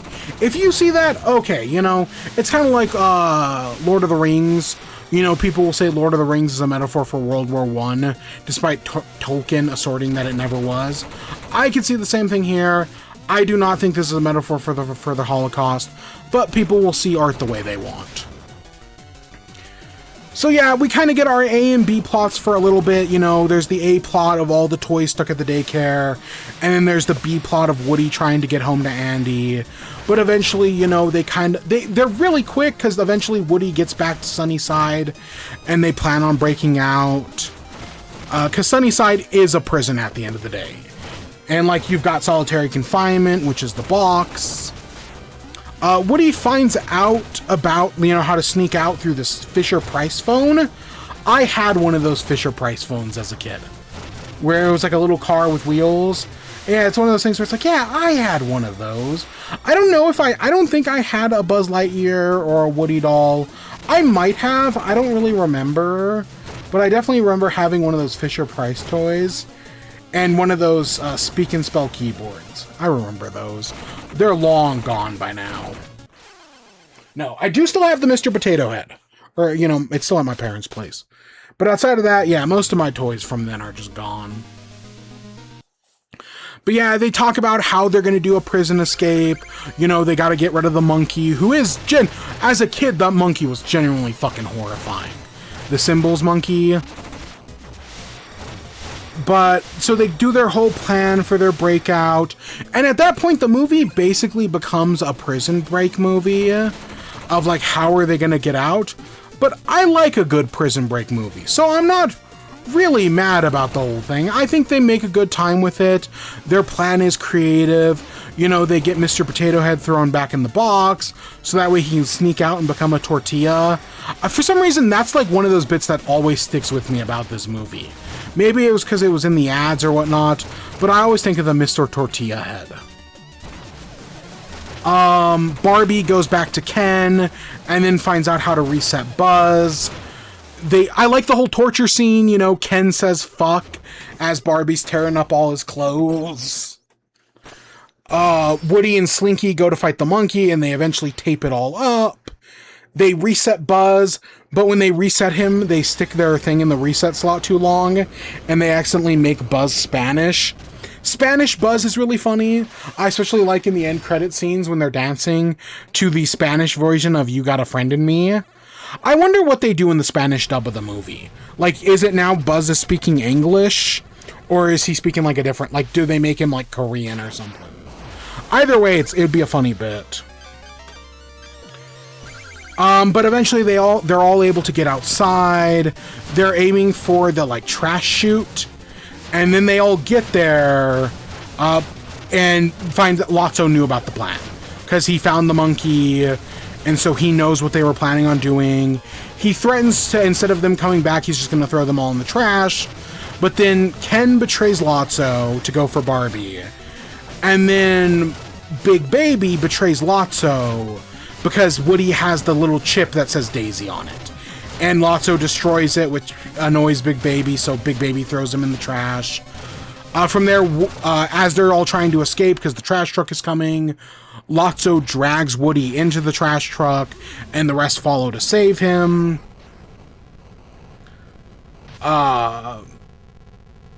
Skip the trash. Oh, he also tortured the phone as well. That's also how he found out about the plan. I forgot about that. And then Ken and as they all fall in the trash, Barbie doesn't. Ken saves Barbie and they stay at Sunnyside, which I think, yeah, that's a fine place to put them. Lotso ends up, you know, they end up at the dump. Lotso basically finds a way out, but he's got the button to stop the trash compactor, and he doesn't, or the incinerator.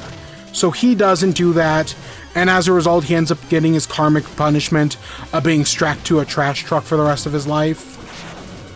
Meanwhile, the rest of the toys are going towards the incinerator, and it is a sad scene.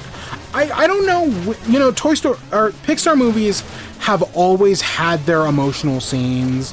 I mean, Up came out before this movie, I think. But this is, when the whole third act sad Pixar moment, I feel like that started here. Toy Story 3 is the first Pixar movie that I can think of that has a really sad scene that just breaks your heart. And yeah, the whole toys going towards the incinerator as they basically accept their death, that there's nothing they can do to get out of this situation, is so fucking sad. I understand why people cry. Not the scene where I cried. We'll get to that. Obviously it's the other one. But it's still a good scene. It's the emotions all run very high. It's all very well done. But they're eventually Deus Ex Machina'd by the claw. How the little green aliens got there doesn't... I mean, it makes no sense, but it also kind of doesn't matter. They eventually get to the claw. They save everybody. From there, they hitch a ride on the garbage truck to get home. And they make it back in Andy's in time to go to the attic. But instead of putting them in the attic, Woody instead basically writes a note to Andy that he should donate them to Bonnie. So Andy, as he leaves for college, he makes a stop at Bonnie's place. And yeah, he basically, there's the whole thing is like, as a kid, kids make their lore, and it's like, oh, the most dramatic things are happening. And that's kind of what this ending scene reminds me of, is it's Andy explaining all of his toys' lore to Bonnie. And just, having one little last bit of fun before he goes off to college. And then he sees Woody at the bottom of the box. And for a second, he doesn't want to give up Woody. But he decides that it's for the best. He's going to do it. So he gives up Woody. And then Andy drives away. All the toys get to, one last look. So luck cowboy to infinity and beyond and all that. And yeah, it makes me fucking cry. I was tearing up just thinking about it. It's good. If this is where the Toy Story movies have ended, I think it is kind of universally agreed upon that this would have been the perfect ending. And I do agree. I do really agree that this is kind of the perfect ending for Toy Story. I've seen people recently make the comment that, well, yes, this is the perfect ending for Andy. This doesn't mean it has to be the end for the toys. They're with a new kid. Now we've got to see how it ends with Bonnie, I guess. And I know people just don't care as much about Bonnie as they do Andy, but I'm going to say I don't, especially after seeing 5, I don't not care for Bonnie. I just think 4 isn't really helping with things. But yeah, this is the perfect end for Andy. But this doesn't have to be the end of the story. But I do kind of wish it was. I just wish we hadn't got Toy Story 4. If Toy Story 5 had been the first Toy Story movie in 16 years, I definitely feel like I would be feeling a lot better about it. But because we got 4 just kind of muddies the waters of the whole thing. But no, Toy Story 3 has a perfect ending. This is exactly how the trilogy should have ended. I was a kid when Toy Story 3 came out. I would say more or less. And so now, as an adult, I can appreciate this movie a lot more. Now that, I've gone to college. I've graduated. Sure, I don't have kids, but I've done those other things. It's kind of like, when I reread Scott Pilgrim when the new show came out, it was like, oh wait, I was younger than Scott the last time I read this. And now I'm older than him. I now reframe how I think about it. And it's kind of the same It's the same thing here with Toy Story. Last time I saw this movie, I was younger than Andy. But now here I am, I'm now older than him. And now I can appreciate this movie in a different way. So yeah, I really like Toy Story 3. I do think 2 is better. I would say 2 is, again, maybe the best thing Pixar has ever done. Not my favorite. And I could see the argument of Inside Out being the best thing Pixar has ever done. It's still my personal favorite. Up, the first 10 minutes of Up is perfect. The rest of it's just good. WALL-E, same thing with WALL-E.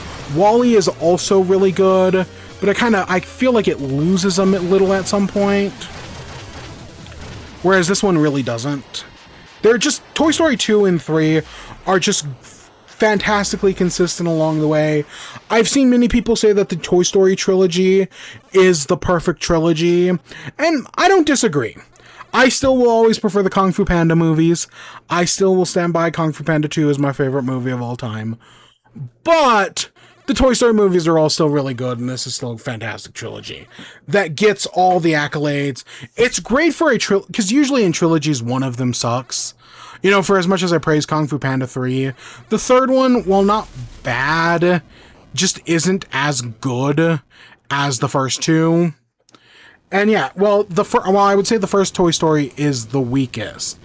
It's still 9 out of 10, 10 out of 10. It's still fantastic. Whereas the other two are definitely 10 out of 10s. So yeah, that's Toy Story 3. Alright, we're gonna switch it. We've beaten Shovel Knight here. Do I want to sit through all these credits?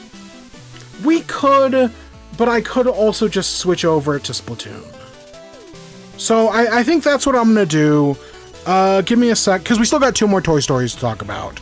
So I think we'll switch over to Splatoon, talk about those, and then, God, we got the I still got like another hour, because we still got the Marble League as well. Alright, let me hit that. I'm just gonna... Give me a second. I gotta close this out. So, in Splatoon, there's a big run going on right now, which is kind of like the peak salmon run event. And if you've got a chance to play, the big runs and the golden runs are so much fun. It is so much fun to do Splatoon where it is at right now. If you have not done a salmon run in a while, it is worth sitting down to just do it right now. It is so much fun. Alright, let me boot up Splatoon 3. Give me a second. I did remember to update the game earlier. So I think we're all good on that front. Yeah, you can see the sky's like purple.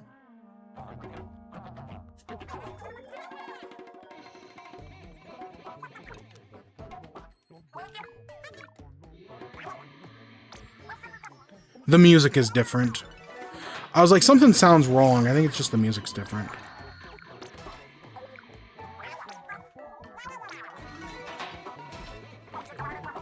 I haven't played this game since... Yeah, I haven't played this game at all this month. I don't know, I was kind of hoping for a new gear update, but instead now I'm just waiting for Raiders and the Splatfest next month. I don't care about any of this. I care about the big run.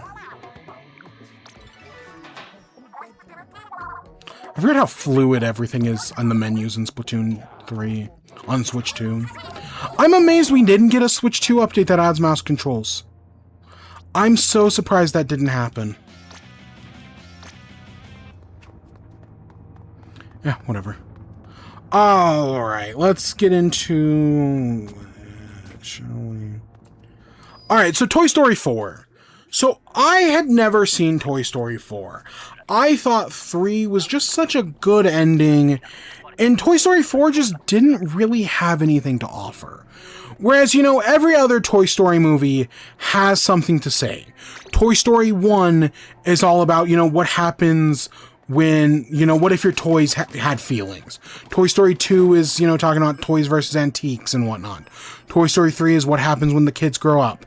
Toy Story 4 is about... I have no fucking idea. Is it about lost toys? Like, what happens when you lose a toy? That might be what it's about. Is it about, like, hey... Is it the idea of, like... Not survivor's guilt, but, like, what happens when the person you love moves on? But you're still alive. Like, they passed away. I know Andy's not dead, but for all intents and purposes, he is. And so now the toys have to keep living while Andy's dead. And now Woody has to, you know, deal with that. And clearly he needs to find a new purpose in life. Is that what the movie's about?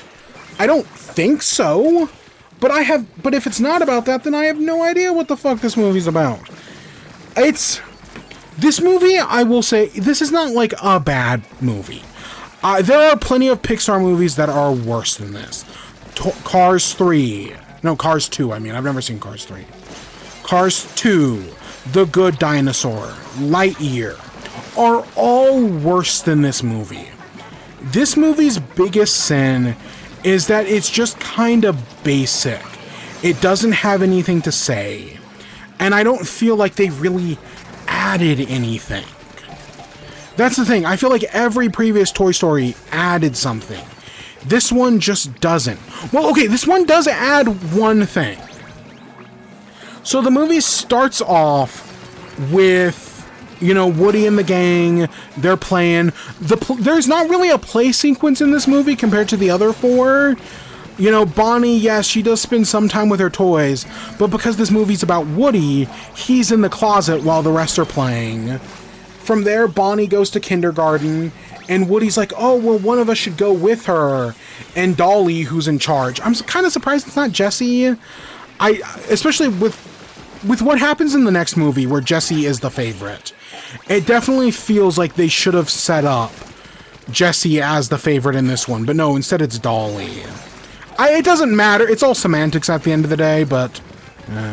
Dolly says no. Woody sneaks away with her to kindergarten anyways. And while at kindergarten, he helps Bonnie out and helps her make a friend. So she makes a friend out of trash named Forky, who is a spork. And Forky becomes alive, which does ask some very interesting philosophical questions of, like, what does it mean to be a toy? What does it mean to be a toy in this universe? At what point does something go from being a toy to being trash? Having a face does not make something a toy. There's stuff like Etch-a-Sketch in the first movie that doesn't have a face. But then there are some things where it's like, would a video game console, like a Game Boy, would a Game Boy be a toy? I kind of feel like from the rules they establish in this universe, yes, a Game Boy would be a toy. But yet you see the characters playing on SNES in the second movie. That's not alive. But especially based on stuff that happens in the fifth one, yeah, I would say a Game Boy would be alive. But I don't want to say it's inconsistency. It's just they're asking this like really interesting question about like at what point does it go from just being trash to being a toy? Is it because is this like Warhammer logic? Where, the orcs in Warhammer, they believe the God Emperor is alive. So the God Emperor is alive and moving, I guess. But no. In Toy Story, because the kid believes it's a toy, now all of a sudden it's alive and is a toy.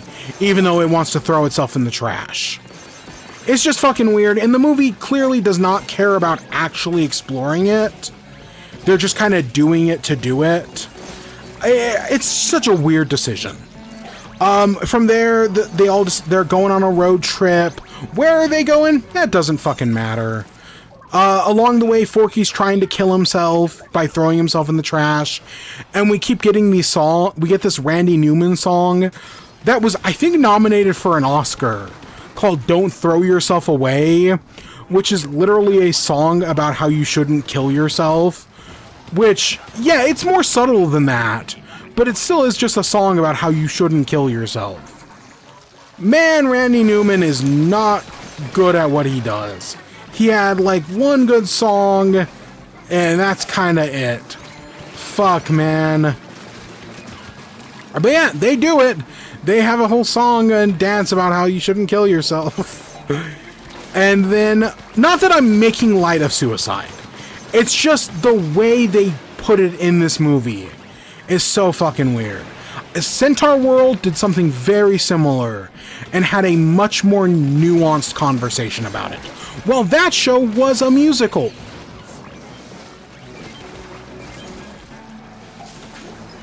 But yeah, from there, Forky jumps out of the RV. Woody has to chase after him. I do like that during this conversation, Woody makes Forky understand by explaining that in the same way that he wants to be thrown in the trash because it feels all nice and warm, Bonnie wants to be with Forky because being with Forky makes her feel nice and warm.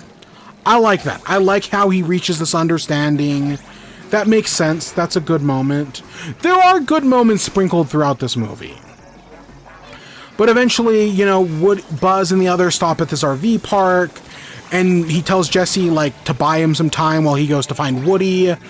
I will be honest, one of the problems with this movie is that the other toys have fucking nothing to do. Because there's the A plot with Woody trying to save Forky from Gabby, we'll talk about it in a second, with Bo. There's the B plot, which is Buzz trying to find Woody. And then the other toys are just kind of there. Like, we cut back to them. At one point, Jesse punctures the tire to keep the van from moving away. The unicorn has a constant thing about how he wants to get Dad arrested. But it's like, why the fuck are all the other toys here? They do not. The movie should have given them more to do. Like, at least in the second one, when Buzz goes to find Woody, he takes Rex, he takes Slinky with him. And the fourth one, Buzz just goes out on his own. Buzz's weird thing in this movie is that he's like, he has this inner voice, which is literally just him pressing the buttons on himself to like get his like inner voice. It's dumb. It doesn't really do much. It's literally just they needed something for Buzz to do. So that's what they give him. Hey, Zima, how you doing? But yeah, from there, Woody's right about to meet up with Bonnie, but he sees Bo Peep's lamp, so he goes to investigate. They get confronted by Gabby and her army of ventriloquist dolls. I was so fucking scared of those ventriloquist dolls as a kid. Great Goosebumps book, though. Night of the Living Dummy, classic. But God, those dolls were fucking scary. Gabby as the antagonist. I want to say, Gabby is not the villain of this movie. She is an antagonist, you know, she holds Forky hostage, she's trying to steal Woody's voice box, but she is not the villain of the movie. She's antagonizing them, but she's not evil. Like, her whole thing is that there's this kid, Harmony, and she thinks that if she just has a voice box, Harmony will finally play with her, she can be Harmony's kid. Like, yeah, her motives are selfish, which makes her an antagonist. But she's not the villain.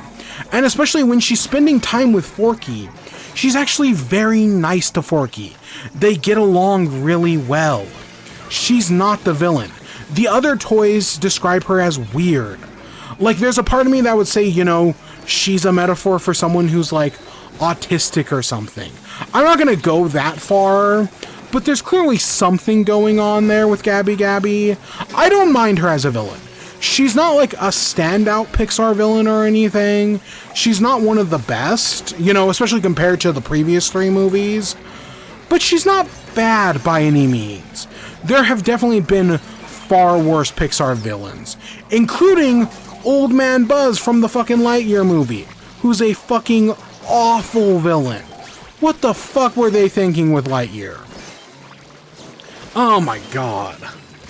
But eventually Forky gets captured, Woody goes out, he finds Bo Peep. Their reunion is cute. You know, we find out Bo Peep has been on her own for like 7 years now. She's been helping out lost toys, find their owners, find their families. It's all pretty nice, you know, there's this whole thing with the playground and Commander Carl. Bo Peep is hanging out with his Polly Pocket, who I don't remember the character's actual name. She's like a cop, but I remember Polly Pockets when I was younger. But Woody and Bo Peep, you know, they're kind of getting along, they're kind of picking up, but also, you know, Bo Peep has changed a lot, and Woody hasn't changed at all, so he's struggling to deal with that. Eventually Buzz goes to the carnival, and he gets captured, and he meets Key and Peele, Key and Peele, their characters have names. I think it's like Ducky and Bunny, but who gives a fuck about their names? It's literally just Key and Peele. They're Key and Peele, they're doing Key and Peele bits. They're not bad by any means. The best joke in the movie is done by them. But they're literally just Key and Peele. But they eventually get out. After Buzz escapes, they blame Buzz because he like knocks them down, and so they swear revenge against Buzz and start chasing after him. Woody and Bo Peep head back to the antique store. They meet up with Buzz there, and they promise to bring Ducky and Bunny, Key and Peele with them to go, you know, they'll be Bonnie's toys. And so with that, they break into the antique store. Woody kind of fucks up the whole thing by not listening to Bo. You know, typical male chauvinism, thinking that he knows what's best. When Bo's been out on the streets longer, she knows what's going down. But Bo Peep's sheep get captured. Woody gets blamed. Eventually they go and they need some support. So Buzz and the rest of the crew get sent to get a key. The key bit, I think, is hilarious. Where Key and Peele say that they're going to just attack the old lady. And then they do the bit like, oh, they're going to follow her to her house and kill her in her sleep. That's fucking hilarious. And then they just get the key because they're standing next to a key dish and she just drops it in the key dish. Also a really good joke.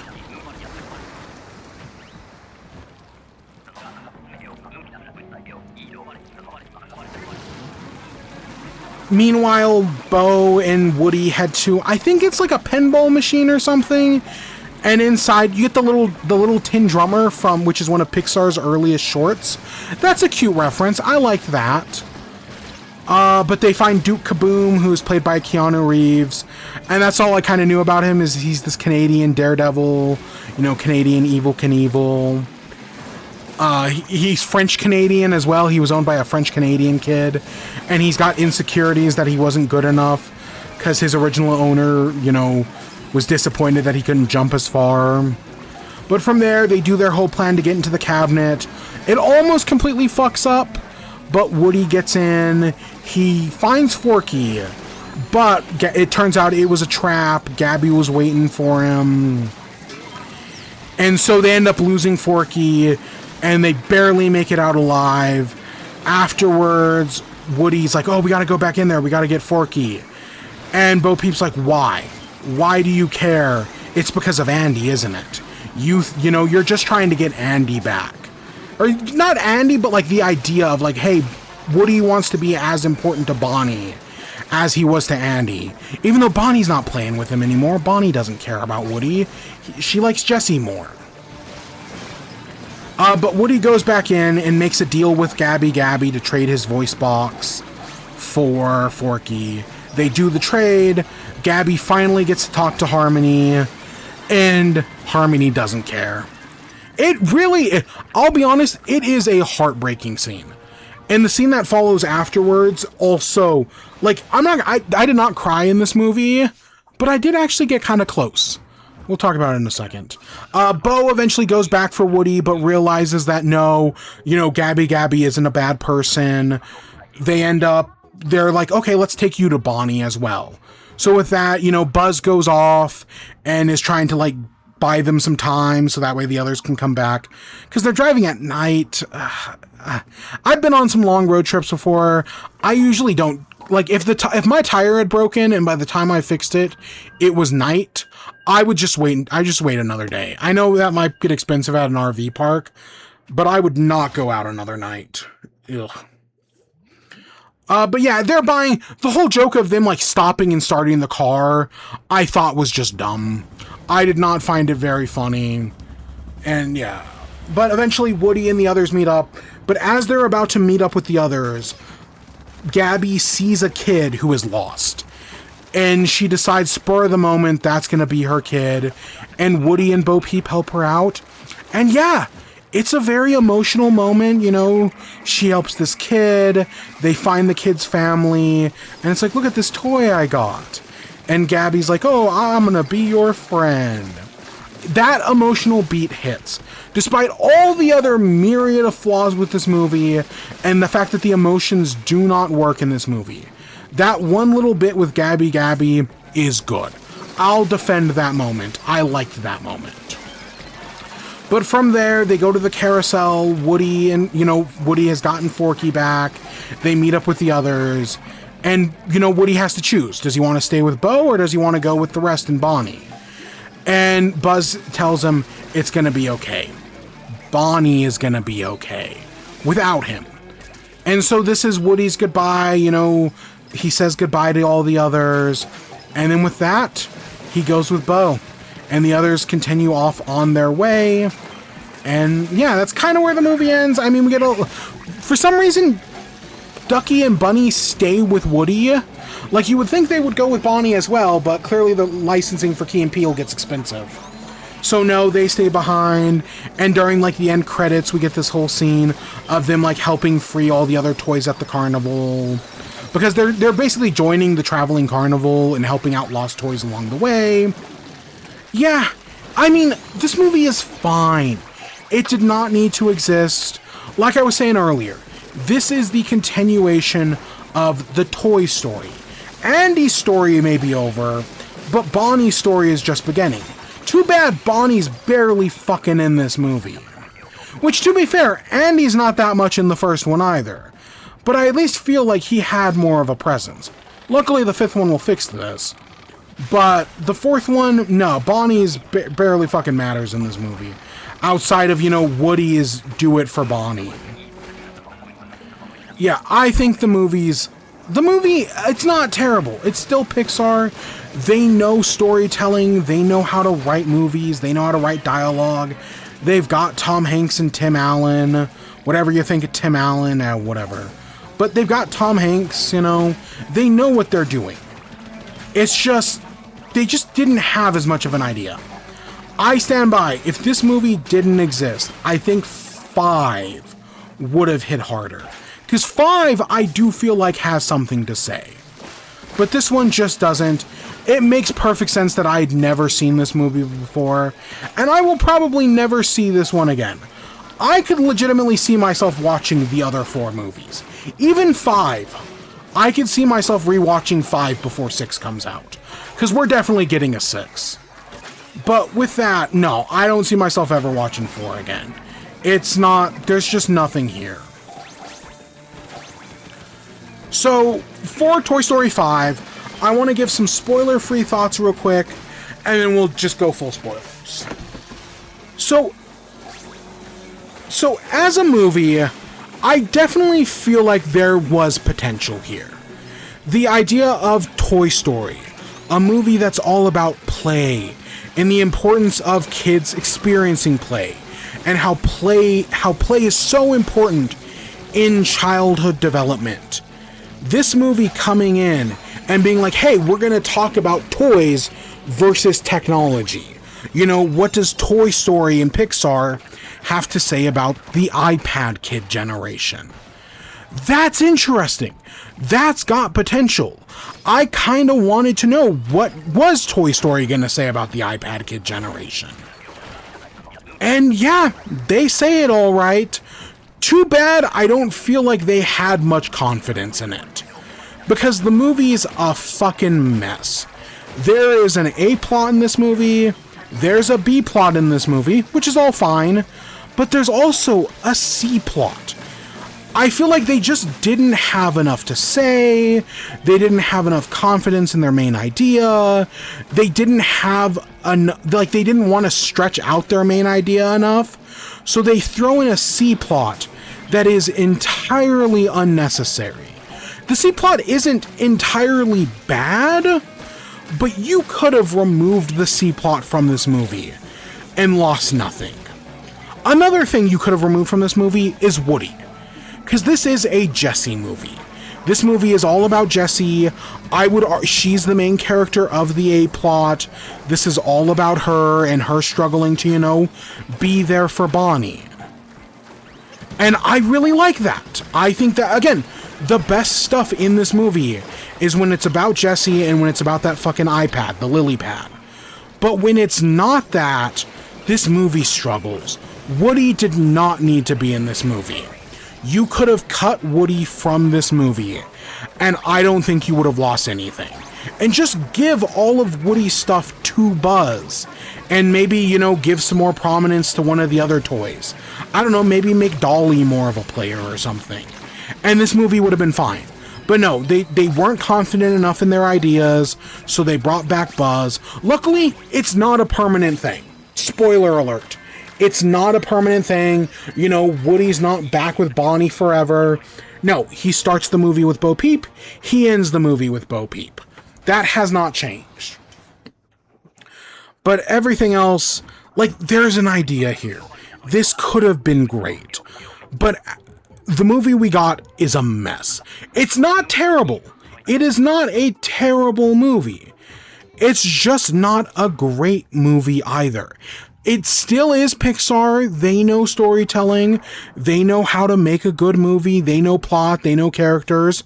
The effects look better than ever. There's a horse in this movie, like a realistic horse that looks fucking fantastic. But everything else is just kind of there. Conan O'Brien's in this movie as a new character called Smarty Pants. He is not funny. I think Conan is really funny. He is not funny in this movie.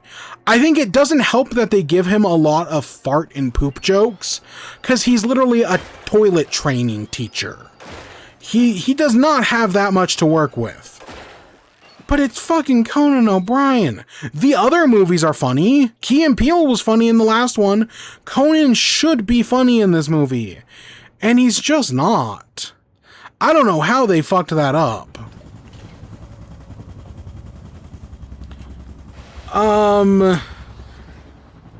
So yeah, I don't hate this movie.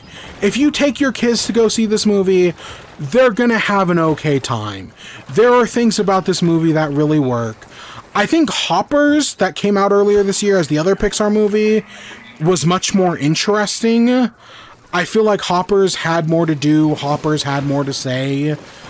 But this movie isn't bad. It's just, compared to, again, the three that came before it, it's not as good, but it's also better than 4. This movie at least has something to say. Not that every movie has to have something to say, but the way the Toy Story movies are structured, they should have something to say. And the fact that the 4th one didn't is a real problem. It really hurts that one. So, what's the movie about? So we open up with this whole scene with the buzzes. There was basically, they Lord of the Flies it. These group of buzzes have fallen off a storage container, you know, Garfield phone style. And they're stuck on this abandoned island. But after being on the island for a while, not realizing their toys, they decide they're going to go back to civilization and find Star Command. So they make a boat to get off the island. And that's how the movie opens. We then get a play sequence with Bonnie. I like that there's 3 play sequences in this. There are 3 play sequences in this movie. And I like that all of the play sequences use a different art style. You know, Toy Story and Pixar by default have gotten really good at doing humans. They've perfected their art style. And so now they need to enter their, Vincent van Gogh era, where they need to get creative. We know they can do realistic humans. Do something different now. And, you know, we see Luca. Luca is a good example of them doing something different. Gato is that new Pixar movie that's coming out next year. They also seem to be playing around with that, you know, stylizing things. And yeah, the play sequences in this movie are all very stylized, and I do like that. But we find out Bonnie's big struggle is she's struggling to make friends. That, you know, there's these twins that live across the street that, you know, she wants to play with them, but she's shy. You know, she's struggling to make friends. And so her parents decide to get her a lily pad. It's, you know, one of those educational iPads. I definitely remember things like these existing, even back in, like, the 2000s. I had a Game Boy and a Game Boy Advance and a DS. But, you know, even the DS had something like PictoChat. So this isn't too far off from that. And at first, you know, the toys hate the lily pad because she's taken up all of Bonnie's time. So Jessie goes to confront it and is like, we've been trying to get Bonnie to make friends and you're ruining that. And then Lilypad's like, oh no, this is easy, watch. Just add 3 people to our friends list. And hey, now Bonnie's been invited to a slumber party. Like, she makes it look easy when it's never that easy. But eventually, you know, Bonnie goes to the slumber party. Lilypad tells Jessie not to come. Jessie comes anyways. But along the way, she gets like thrown out of the car, or like Bonnie introduces Jessie to her friends, and they're all like embarrassed by it because, you know, she's a baby toy and only babies play with toys. So, you know, Jessie ends up, you know, trying to go back to Bonnie, but in the way she gets picked up. And, you know, kind of like how Woody had Andy's name written on his boot, Jessie has Emily's name and address written on her, which they never bring up in any of the movies, and I feel like it kind of contradicts too, but it's not the end of the world. And so they basically take Jessie back to where, you know, Emily used to live. But again, Emily used to live there back in the fucking 50s and 60s. So it's been a long time, there's a new family there. Meanwhile, Woody shows up, and he, you know, is trying to help out Jessie and Buzz is like, oh, you don't think I can do this. You know, Jessie called you in as backup due to a misunderstanding, by the way. Because the first play sequence is Forky and Karen Beverly getting married. And so a big subplot in this movie is that Buzz wants to propose to Jessie. That, you know, it's gone on long enough, he wants to marry Jessie. And they actually do follow through with that subplot, which I'll give them credit for, but we'll talk about it.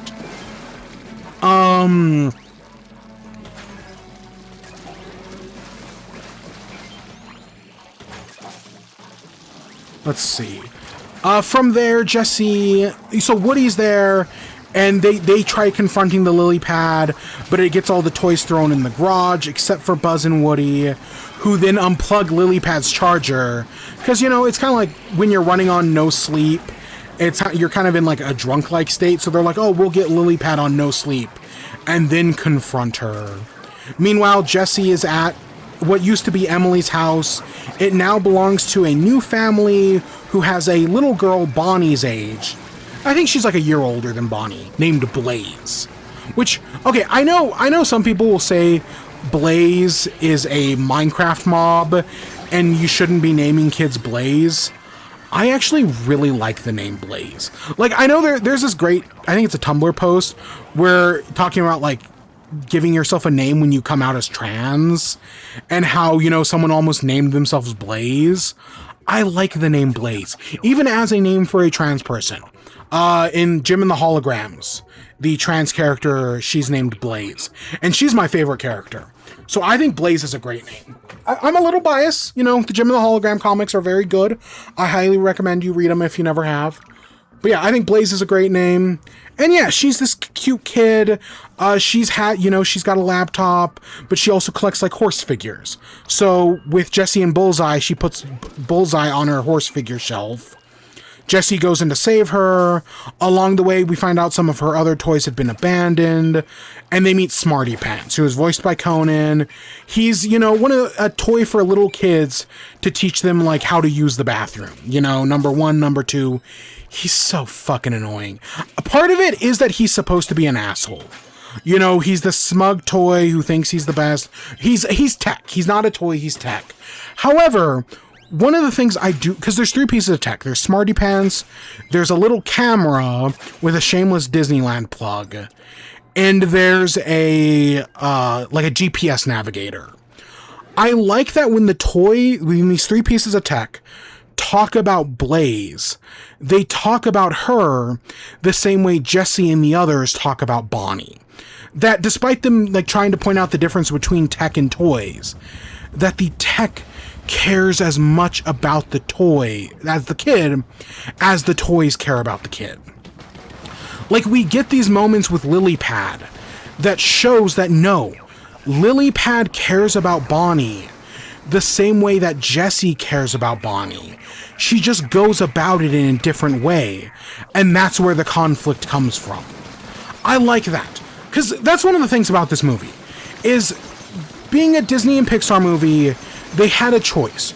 Were they going to make this movie a pro-tech thing, that no, kids with tech are good? Toy Story movies have a little bit of science in them, so they were never going to do that, because tech is harming kids at the end of the day.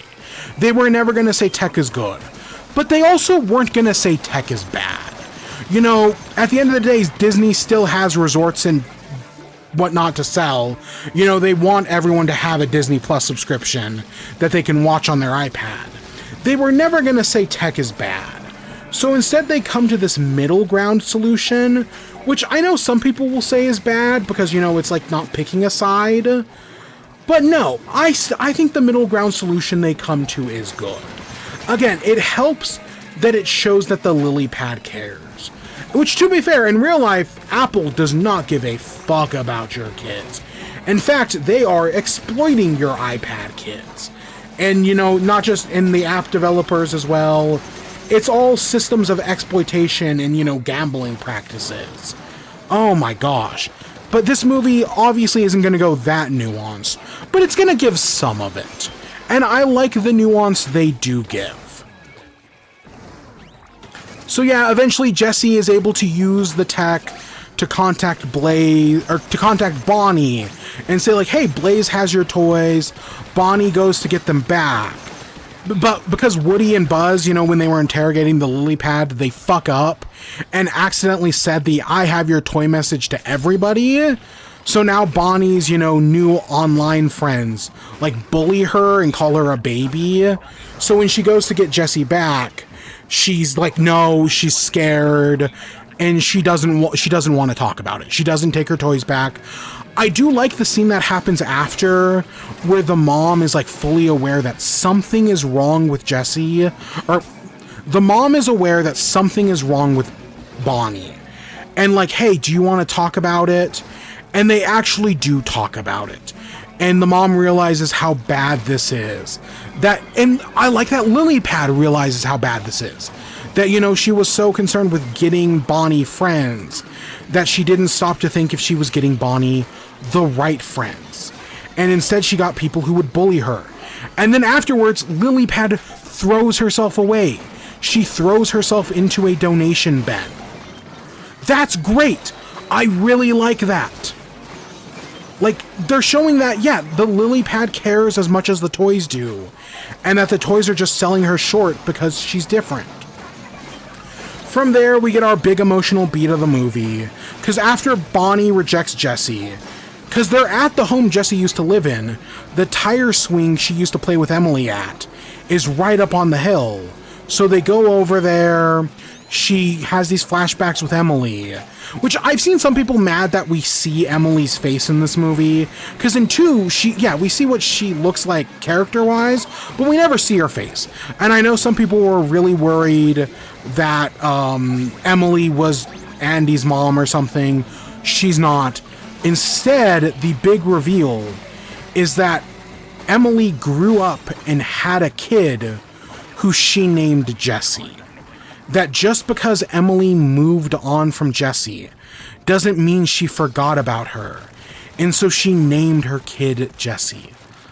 I really like that. I think the emotional beat in this movie really hits. I didn't cry. At least, I don't think I did. But I was definitely very close. The emotional beat in this movie is very effective. I think it really worked. I liked that. I like that a lot. I know some people don't like that reveal. I think it's a good reveal. And it kind of, you know, Jesse in the second movie, she's scared about thinking about Emily. You know, she literally has trauma. And so this movie is her confronting her trauma. After that, all the Buzzes and Woody show up to talk to her. And Jesse realizes how she's going to fix things by getting Lilypad's help. Oh, I've skipped over all the Buzz stuff. The Buzz stuff is bullshit. Basically, the Buzzes arrive on land. They're trying to find Star Command. Eventually, they think Star Command is Jessie, which is why they head towards her. Because they also get that post of like, hey, I found your toys. Along the way, the one moment I did like with the Buzzes is one of them gets taken by a kid. And when they go to rescue the one Buzz who got taken by a kid, the Buzz is being played with by the kid, and he loves it. And so he tells the other Buzzes to leave him behind. I liked that. That's a good moment. And then when Buzz has to save Woody, because all the Buzzes capture Woody, Buzz tells them that, hey, your mission in life is to make a kid happy. He also tells them that Zurg is their dad, Which the whole thing about, hey, Zurg is my dad, and all the buzzes like freak out over it, that's, to me, them retconning Lightyear. That Lightyear is no longer canon. That's how I interpret that scene.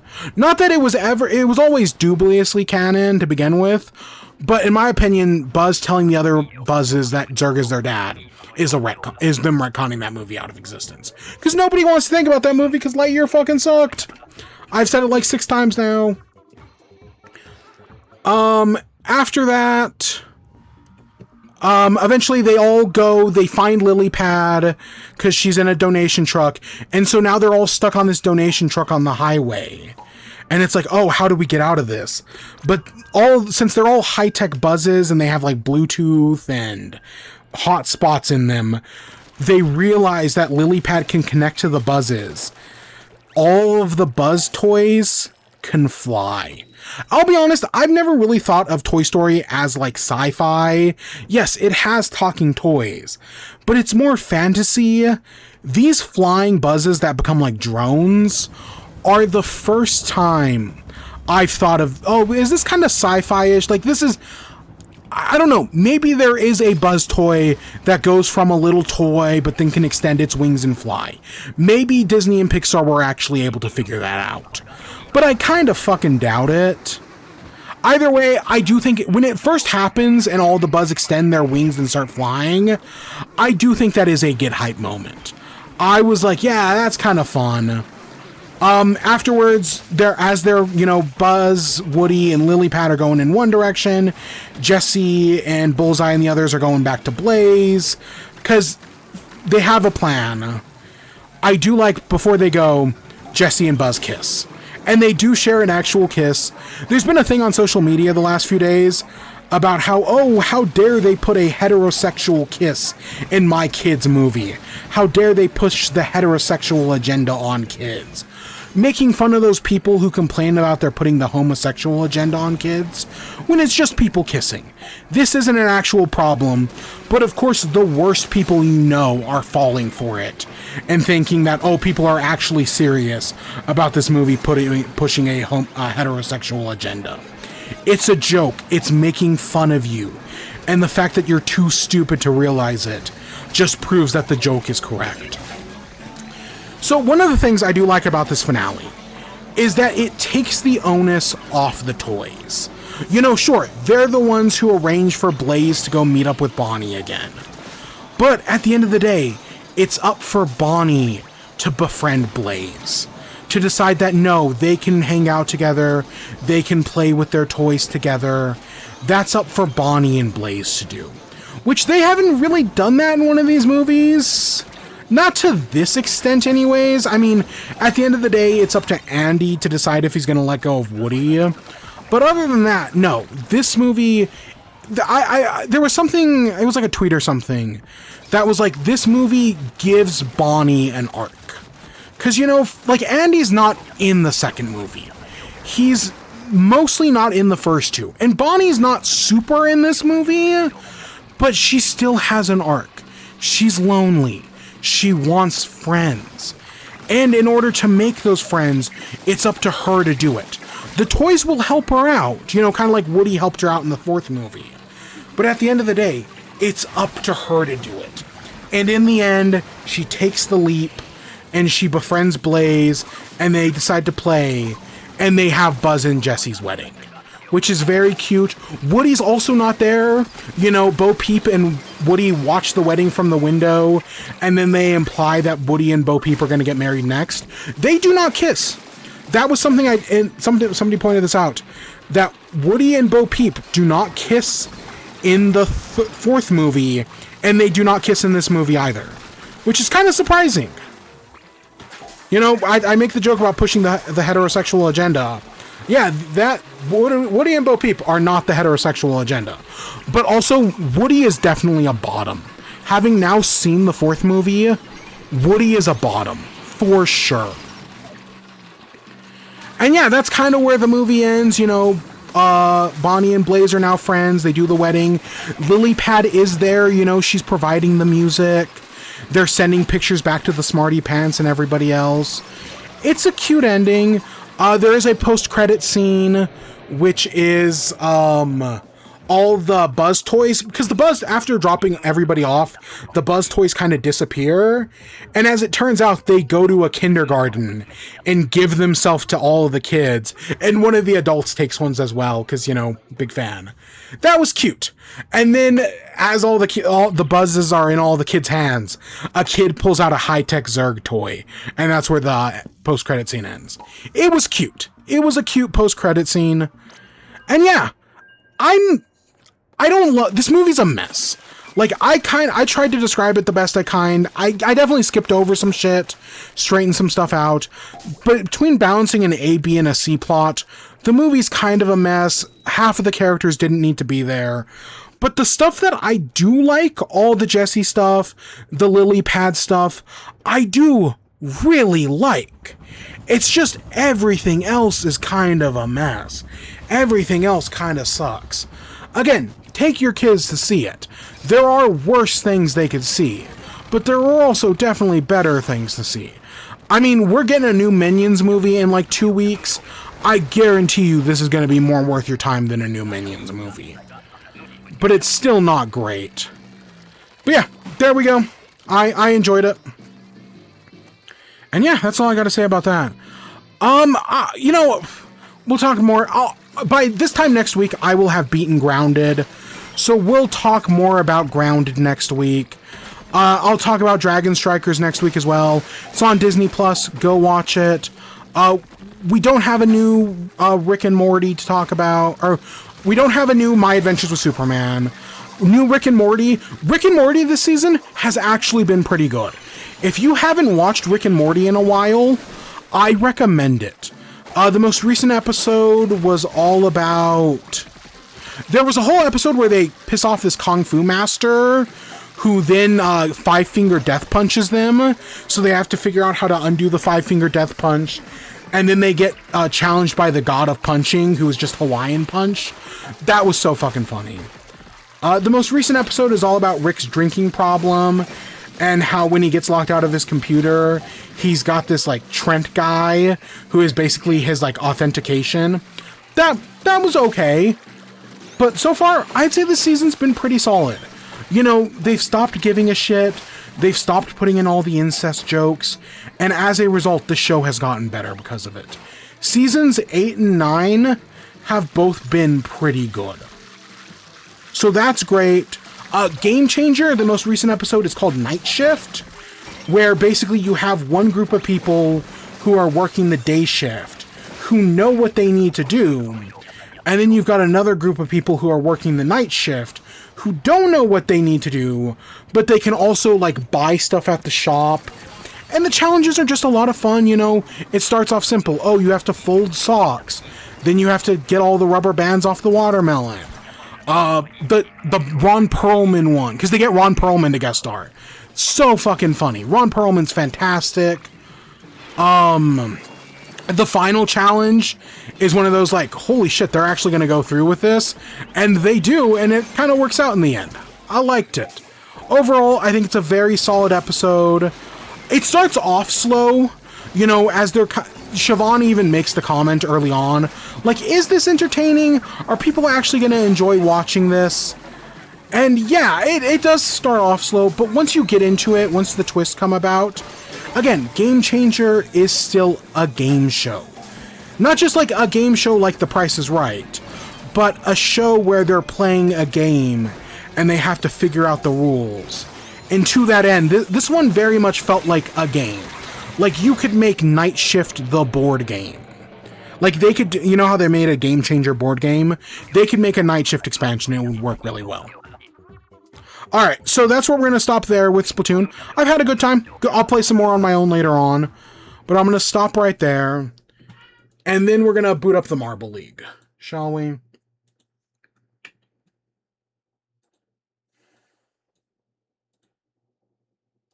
Alright, give me a second. Let me pull it up.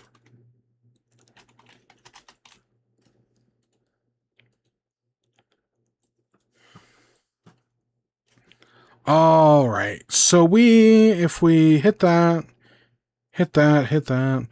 we've got the Sumo,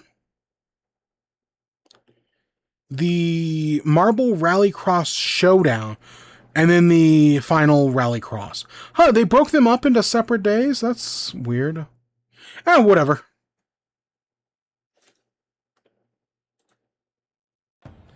So yeah, this is the finale of the Marble League for the year. I mean, there may be other stuff going on, but that's not for a while. And the spiritual. And the reverence that is held for this ancient art form by the Pinkies is palpable tonight under the lights here in Rosaka. Hey everybody, I'm Greg Woods. You see, God, we spent almost 2 hours talking about all the Toy Stories. The ramps that lead these two teams down to face each other. It's Santa's Squad and Team Stardust in this runoff sample event. I remember Santa Squad. Santa Squad. I don't remember Team Stardust. Team Stardust at all. From the 2020 Marble League. The goal: stay in the longest. This is kind of a new iteration, a different iteration than what you might think of Sumo. That is because it has been developed over the eons by the Pinkies. We see the tournament bracket after we took a look at the standings. All right, we're in Tier F. Indigo Stars will get us started with the Chocolatiers to begin the basho. Down they come. Nearly clean through go the Chocolatiers. Indigo Stars ease their 3 off to the top side. 5-6-2, 4-9-5, the difference between those two teams. And that gives you your first look at some of the strategy that will be employed tonight. It's spinning. Yeah, it is spinning. So, God, it's like that one fucking track one that I hate. Because we're so bad at it. You only have a split second to see what the other team is doing. Ooh. So that you can get ready for your new Try Guys. They drink everything at Dave & Buster's. Underneath you. Ooh, that's going to be a fun watch. Go into this sport, and the Oceanics make that one look easy. 5-10 to a 3-9-8. They send a couple of theirs into the opposing ramp, which slows down their momentum. At that point, the Solar Flares are all headed toward the exits. Similar to what we've seen in other events in the Marble League, that touchy eye, that initial charge can make a huge difference. Yeah, it's how this goes. How they enter is so important. Heavy favorites, even though they are seated lower down. That is only because we're going in championship order for the seedings tonight. But a 1-6-9 by the Savage Speeders, that is really quick. Expert positioning by the Pinkies, 5-2-7. They did what they needed to.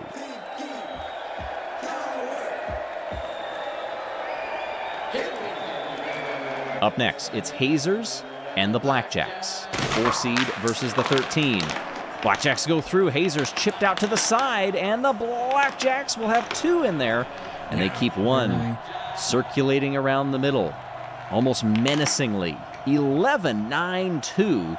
That's a long time. Now, I'm assuming times break tiebreakers. Don't expend too much energy. But other than that, this is I don't think there's going to be like we'll have to see how it pans out for the wrestlers tonight. At least I'd assume not. Hazers, bit of a shock, though. 4th ranked team in the standings, and they're out. Bumblebees, Crazy Cat's Eyes. A hard glancing blow sends several marbles tumbling. You see the different methods of Ukemi as they exit the ring, the safe ways to fall down and head over to the sidelines. In this case, Bumblebees get it by 2 seconds over the Cats, even though Crazy Cat's Eyes had 3 at that point, compared to the Bumblebees' 2. I should have done dinner before I came out here. Look at those Raspberry Racers. And Team Plasma in Heat F. Both of them hit the opposing ramps. Plasma, they keep 2 on. One of them exits around the same time as the last Raspberry Racer. But a 708 is a wide margin. Plasma will be moving on to the quarterfinals. Nope, nothing we can do. Sucks. Sucks when it happens. 2 heats left. Mellow Yellow versus Cobalts. These two teams near the middle of the standings. Many of those wrestlers, that was a miss. Mellow Yellow will win it. Yeah, they all went off pretty quick. I'd love to see the replay. Couple of impacts there. Oh, they could have done so much more to escort each other. I wonder how off. valuable Instead, going back clear. up the ramp 4 is. on compared to 2 for the Cobalts. I would assume it's important, but I don't actually know. The final teams to come out of the Shitakubeya, Snowballs and Green Ducks. Excellent Green Ducks. by the Ducks to put 3 The Green up on Ducks the needed opposing that ramp. so badly. That was And strategy they didn't even do that executed to perfection. Their Deshi very happy with what they were able to do and get a solid win, 504 to 399. But that was 3 marbles left compared to just 1. Well, which teams impressed you in the first heats? The ones who were my eliminated, team's out, they so are now nothing. ranked by time. Hazers We got 10th. on down I mean, to the Savage Speeders. it's not good, Speeders but down it could in be 12th worse. in the standings. We're right up there, They though. finished That's the last problem. here. Is we have a chance to win this into thing. the Marble League, you can thank But this is not team going to, like, sponsors we need to for getting do us all there. Without them, fantastic this would not have been in the next possible. event, Thank or you else- for pledging your support. As But we I opened do up think we could into podium. The quarterfinals. Our opening We're ricoche close. between the It also depends on Oceanics how and the other teams are Indigo doing here. Stars. And it's going to be close on that dash to the top Oh, side. that is close, but the Indigo Just a Stars couple of take it. tenths between Wow. them. But I it's wanna the say we leading want the Indigo Stars to lose the here. 1 seed, the Like, the championship better they leaders, do, because they're right get above the us. win over the Oceanics. Oceanics just 1 silver medal in these games. Their only medal through 15 events now. Blackjacks trying to upset the home team. Will they? So we had no food stuff No. this week in WIBE. Pinkies. Because, we did everything Cruise last in week. that one, 5-2-4, But Taco Bell brought 3-8-1, back that the Enchilito. overconfidence that we saw. And I'm like, do I From get the one? Blackjacks in the Maybe opening that's what I'm going to heat, go do they right have come now. back to bite Let's go them. get an Enchilito. I think the Enchilito was before my time. I don't really remember It it. takes a lot to get this. I know sport they right. brought it back Obviously, the either balance, last the year or speed, 2 the years ago. reflexes, but there is so much of I a don't mental think I aspect really to cared for it, but I'm We have seen willing to that get one throughout again. this basho, that it can That's what I'm make a looking big at right difference. now. Team Plasma and Bumblebees now. Plasma, they've got all of their marbles on. Yeah, a point. Plasma takes it. And they ease their last Nice. one off alongside the Nice. ramp. 698 to 514. Look at this. Bumblebees are already losing them. All 5 for Team Plasma are still there in the ring.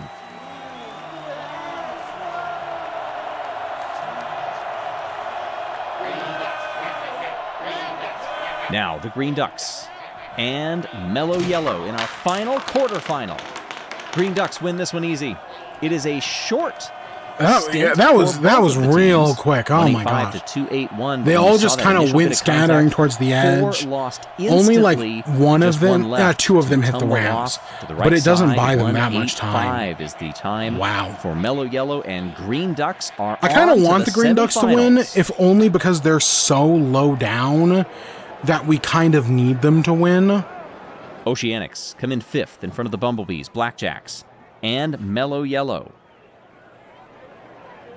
Teams in 6th and 7th there. Hey, when you're in a dark stadium, why not? Let's check out the Kiss Cam.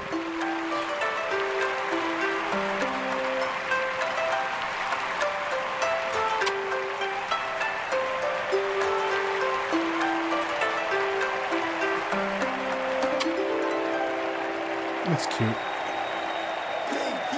Good sports, all of them. All right, ready for the first semifinal. It's the number 1 seed versus the home team. One Pinky goes well up onto the ramp. They keep 2 circulating. And the Pinkies are on to the final. They are guaranteed a medal. And it'll be no worse Wow. than silver. I can't remember if that is good for us or not. Pinkies I came just in know with we an air needed of the Indigo confidence Stars about to them, but lose. And as long as they don't win the 3rd focus. place match, They did not we'll let be that get fine. to their heads. Yes, this is their home event. Yes, this is their main event in some ways. They were looking forward to this one since the schedule was announced. Who will they face? Team Plasma or the Green Ducks? Ducks go up the ramp, but it's Plasma that holds out. Okay, they still have a chance for 4-5-3 bronze, though, to because there's going to be a 3-8-8. bronze match. Look at those Ducks going, 2 of them up the Hanamichi ramp. Oh, God. Plasma Hungry loses one me down looking the at bottom this point. Taco Bell It's 2 menu. Ducks to 1 Plasma. It's just like, oh, They were God, I all want heading in the same everything. direction.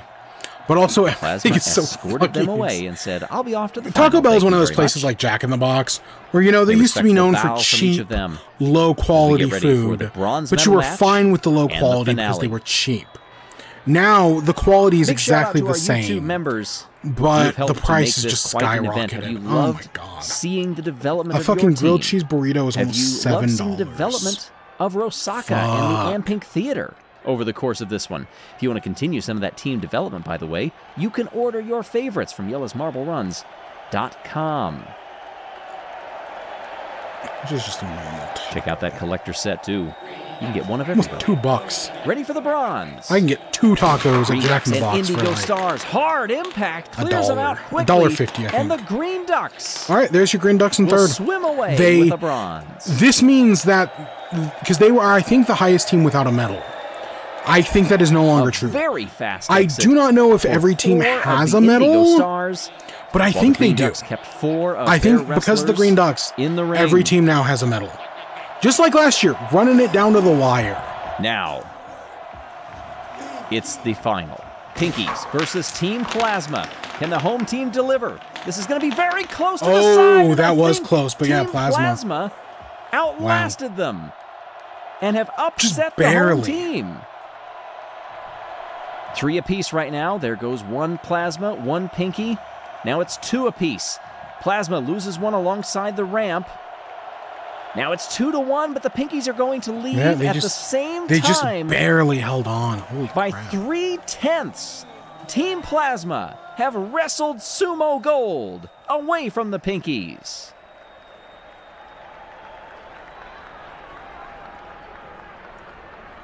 We got 6 points. That's not much. But Indigo The home Stars team only got gets 12. the silver and Double finishes us, their but run of it's not trying to a collect medal. all 3 colors of A medal medals. would have been That is bad. their first silver to go along with 1 gold and 3 bronze. Jack Ramler, time to come out of your shells. Cobalts are always in their element. Cheers from the Zenith City. Very elemental. Congratulations to Team Plasma. This is a team that's down in 14th in the standings. They had to go head-to-head with the home team and a team that developed, that created this form of sumo. And they beat them. Green Ducks, 15th in the standings. It's still an impressive showing They from the come away Pinkies. with a bronze, with 1 event to go. What does We're the leaderboard look like? 4th. 5 teams are left. Okay. The ones in orange can still get on the podium, but it's Indigo. Okay, so it's everyone down here is fucked. God, Green Duck. And Chocolatiers don't have a medal. I didn't even realize that. Wow. Chocolatiers, though, is one of those teams that I could see, like, yeah, they've had a year where they don't have a medal before. But it's these 8. This all came down real quickly. But it's these 8. And it really is just these 5. God, we just need to, if we do well in the next event, Indigo Stars, Pinkies, and Snowballs do bad. We've got it. But, God. Okay, I know that's leading us to event 16, but we actually have the showdown first, because it's a separate thing. And we gotta see how Team Galactic's doing. You know, we gotta figure it all out with our Galactic for teams boys that and did girls. not qualify in the Marble League to guarantee that they will not come back here next year. That is, unless you finish in the bottom 4. That means auto relegation. You will not make it to the qualifiers, and you will have to end up here. Hey, everybody. I'm Greg Woods. We'll walk you through what again, this I think entails we're as safe. we go through it. You saw the teams From what that it are sounds in the like, bottom 4 we're currently. safe from auto relegation. How will that change? We start off But here I'm in still, round 1. I'd love Everybody to, will you be know, allowed to finish, but after top up round on the 2, showdown. we'll look at the bottom 4 finishers cumulatively across the We're two. not doing good, by the way. And We're they will be back knocked out. 4. Coming down here. Oh, around the outside. There goes Balls of Chaos. Nice recovery. Gained a I think we're bunch out. of No. positions in that survival We were portion with those almost orange out. cones. Holy shit. Tarako We joined them cut down that in the catch basin in so second fucking place. close. Jawbreakers Quasar, come okay. 3rd. Momo, Galactic, Gliding Glaciers, and Team Primary are back there at the end. God, we cut that. We started off okay, The Balls but of Chaos, then we they just are kept currently falling. in dead last. That's a great result for them. Round 2. And yeah, the goal is just to never be After last. this one, there will be eliminations. Down they come, very fast And we're paced, way in the tumbling back over again. a lot of those obstacles. And now is when we start to get our first look as they come down through this portion right here, and it's Gliding Glaciers in the lead. Goes behind. That's Jungle Jumpers. This is a mean course. Taking a similar line to Balls There's of Chaos. a lot of it works bumps. just as well for Gliding Glaciers. O'Rangers finish another strong Okay, second. that's 7th. That's not Limers bad. come through third. Team Primary up in fourth. Again, That's what all they that needed. matters is don't And come it looks like we've got a last. DNF. I did not see Midnight Wisps. They must be stuck somewhere higher up on the course. But look at this. If that is the case, that guarantees that the Midnight Wisps will be relegated. There's a Really? line getting stuck. The reason why I say that, by that the way, is sucks Shining for the Swarm are Midnight 1 Wisp. point behind them in that bottom 4. Shining Swarm, by not getting eliminated here, they are guaranteed just to get 5 more races? than 4 points. That means they will move out of relegation. Oh, That's okay. huge. Galactic Well, Rojo fuck Rollers, me then. Thunderbolts, and Midnight Wisps are eliminated I in this didn't. event. I didn't realize this was. I thought this Have to was, see you know, how an it goes elimination from race here. style thing. One No, last it's time you in the do showdown. races, you get points, Shout out and to then all of lowest our 4 team go. sponsors. Yes, you sponsored Fuck all me. of the teams, not just the ones I that thought made it getting into 7th the was gonna Marble League save proper, us there. but those who are At least for racing another for round. their lives here in the showdown. Fuck. 12 remain.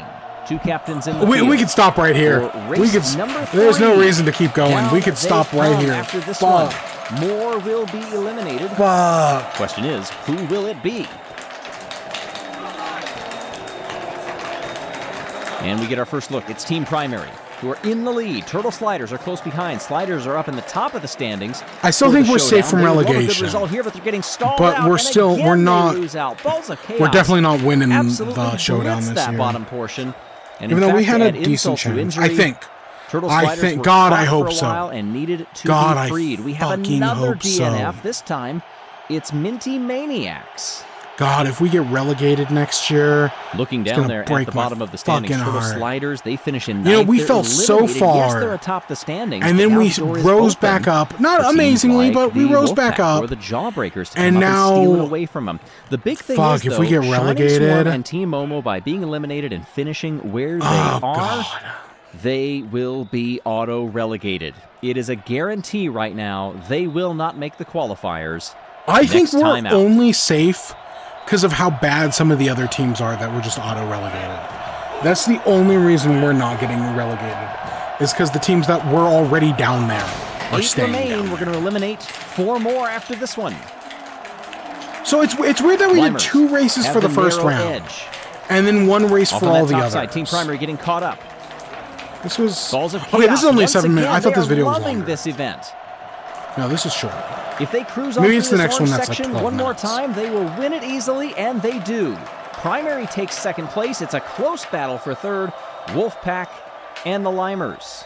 Between them, God, and imagine the Rangers so get the final relegated as relegation well. spot, if you're keeping that track, would 3 also of them be are knocked out. crazy. Midnight Wisp, Shining Swarm, and Team Momo, they are relegated. That is a guarantee at this point. They will not make the qualifiers for the next Marble League. They will go straight to the showdown. For that final spot, it's Balls of Chaos versus Limers. If Balls of Chaos win this last round, they will advance. They will be fine. If they do not, they will be relegated for sure. Now, in terms of the overall championship in the showdown, the Wolfpack need a top 3 to dethrone the Turtle Sliders. They currently have the championship lead for the showdown. For the Jawbreakers to win, they need to win this last round without the Wolfpack finishing second. If you're loving this knockout format, you can replicate it at home. I bet some of the YouTube members have those sets, the Hyperloop and the Skyway Chase, in their homes. Thank you for letting us bring these games into everybody's homes. Whatever tier you're in, we appreciate it. All right, no elimination. If I had this more is a money, straight I'd race for the win. sponsor them. Jawbreakers, Like, I'd be one of Rangers, those Balls of members. Chaos, and the Oh, yeah. Wolfpack. There are title hopes It on sucks the being line. broke. There's relegation fears on the line. Who will see it manifest? Jawbreakers have the lead. Wolfpack holding in second place right now. Tarako moves to the outside but gets stuck. Wolfpack. That's hold bad it. for the Balls of Rangers. Chaos, who are very good in the bottom part of the course. They're trying to challenge. Oh. Wolfpack come through. Oh, shit. And win the final event of Wow. the showdown. Oh, That was a Rangers take second. crazy Jawbreakers comeback from the third, Rangers. and Balls of Chaos, they don't do enough. Snarl finishes in fourth.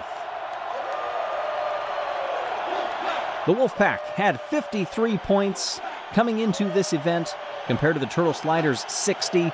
They net 20 in this one round. Wow. And Balto, the captain, steers clear of all the turmoil of the course, and not only God, we did wins so this fucking event, bad. but wins the showdown. Not as bad as the Wisps. For the Wow. Wolfpack. They dethrone the Turtle Sliders.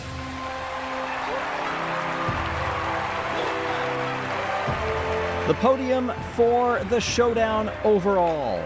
Congratulations! Wow, it's the the Wolfpack. first time the Wolfpack You know, that's a. have ever It gives won hope the for the showdown, Wolfpack for and next they year. deserve Because it. they, Turtle since they've Sliders take debuted, second, and Minty they have not Maniacs been doing that get well. third. And while it's just a showdown, maybe they're up to What play a with the win, big dogs. and what a Maybe they're course. not.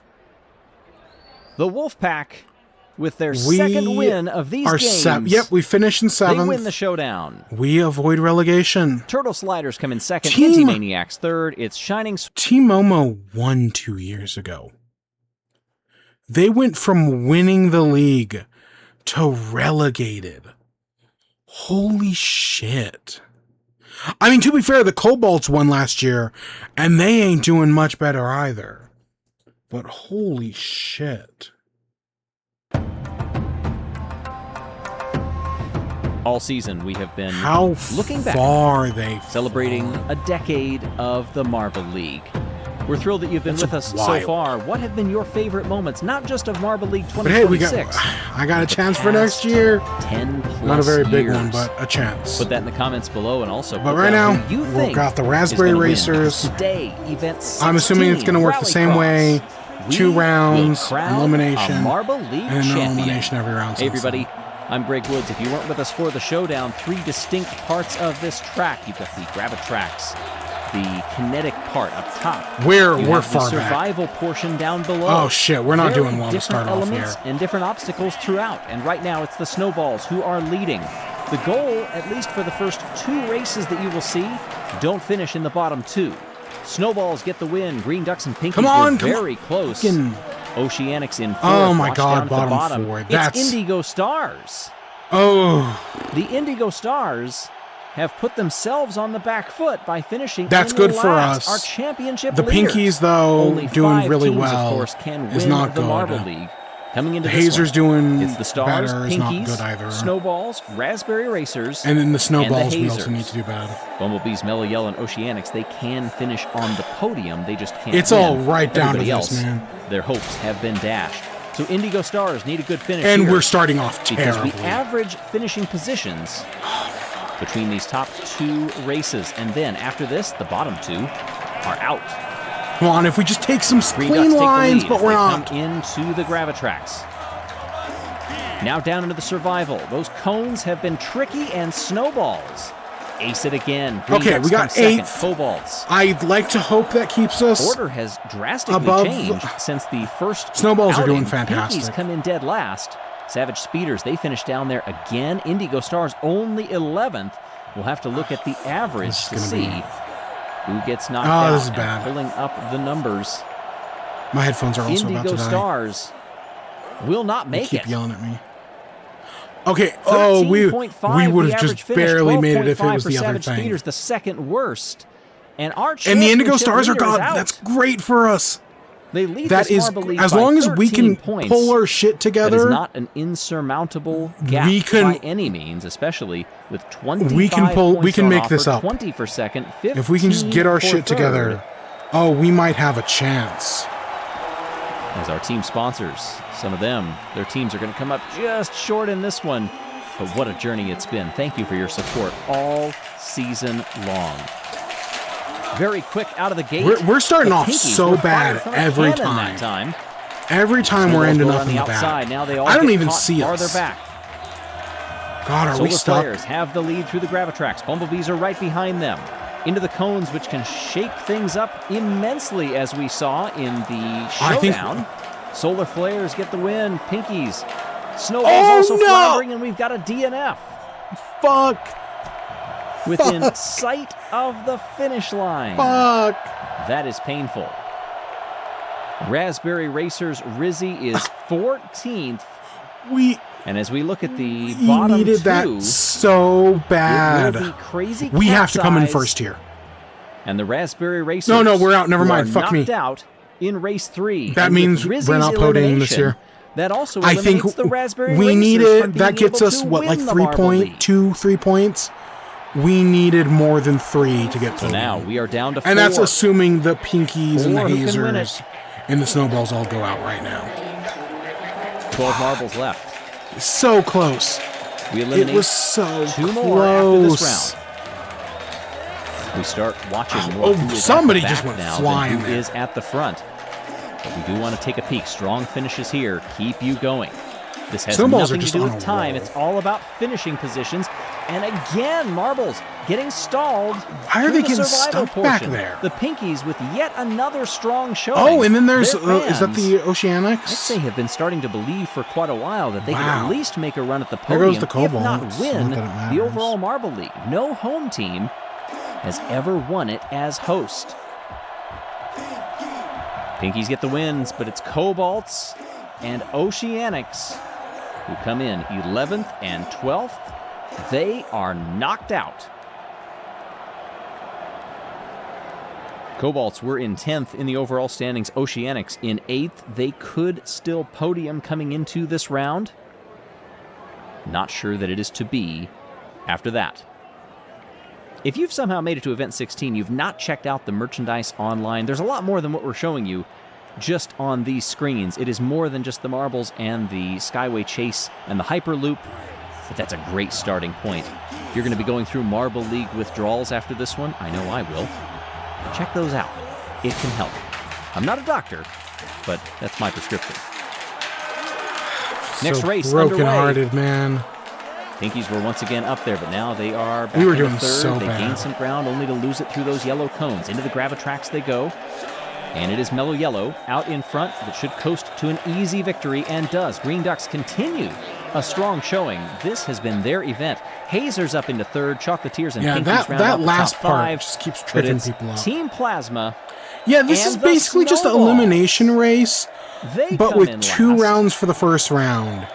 And then And we just did get extra steps for confirmation that everything Siren after getting that. knocked out in round 4. The Oceanics Kind of will weird. not Like I podium kind now. of would have just preferred an Yella are out elimination here. race. That I mean, means I'm that okay with them Hazy trying something cannot new, win, but and I prefer the Mellow Yellow elimination can race. no longer podium. It's a classic for a reason. Look at how close that was. 7.2 to 7.4. So the Hazers, they were in 5th. It was going to be a Oh my tall gosh. order for them. They are knocked out as well. This continues to get dicey. The farther into this one we go. Ready for round 6. Blackjack's off the back. Now everybody bunches back up. Bumblebees, they find themselves in last. Green Ducks, they are out of the top 4, maybe in the top 5. We'll see when they come onto the screen. No, not quite, but can they make up ground? There were people who were just getting stuck They and do then finish in the getting top stuck as 5, they but had it's stuck other people. Chocolatiers, Team Plasma, and Bumblebees. It's that gonna go come to the Pinkies and the across. Snowballs. Swax, eliminated. Like the Now that Pinkies need means- the Snowballs gone now. From what I am seeing, Also, I'm surprised the that Chocolatiers means are our still in it. podium is set. We don't know the order, but we do know the 3 teams that will stand on the podium. Indigo Stars have made it. Snowballs have made it. And the home team Pinkies have made it as well. It's Ready for all- round 7. Pinkies and Snowballs are still in the mix. The only 2 of the top 3 remaining. Indigo Stars. Yeah, watch it They're just be only like the sitting on the Chocolatiers, sidelines the and Green watching. Ducks. There's nothing they can and do right I don't now. know, whatever other team is super low right now. Those 2 light-colored marbles right now, it's the Pinkies leading the I Snowballs. legitimately cannot tell the difference between the Pinkies and the Snowballs. Here they come through the Gravitrax. Pinkies. Now up top, Snowballs shove them aside. And now they come back through. It's going to be very close and the between Pinkies them. stay and the in. Snowballs Holy shit. are knocked out. Wow. God, just imagine winning when you're the host. How close was That's that? crazy. Now that means, with the Snowballs being eliminated in 6th, their final spot will be 3rd place overall in the Marble League. Wow. It comes down to the Pinkies and the Indigo Stars. Before we get there, Yeah, it just depends on how high the shout out to pinkies all get. of our YouTube If members. they can get Now enough check to this out. overcome the It Indigo will be Stars. available for future events. It's a great way to support these games and your teams and get a little piece of the Marble League yourself. So, 3 captains in the field. The Solar Flare is the only one that is not. For the pinkies, as long as they do not finish last, they can win, and they are quick out of the gate.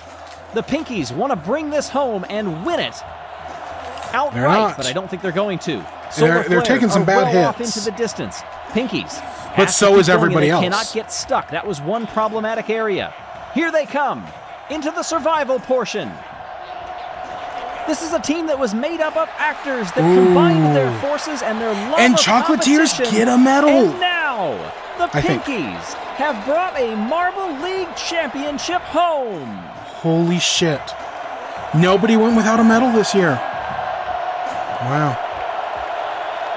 That's crazy. Again, Host Curse has been dead for like 6 years now.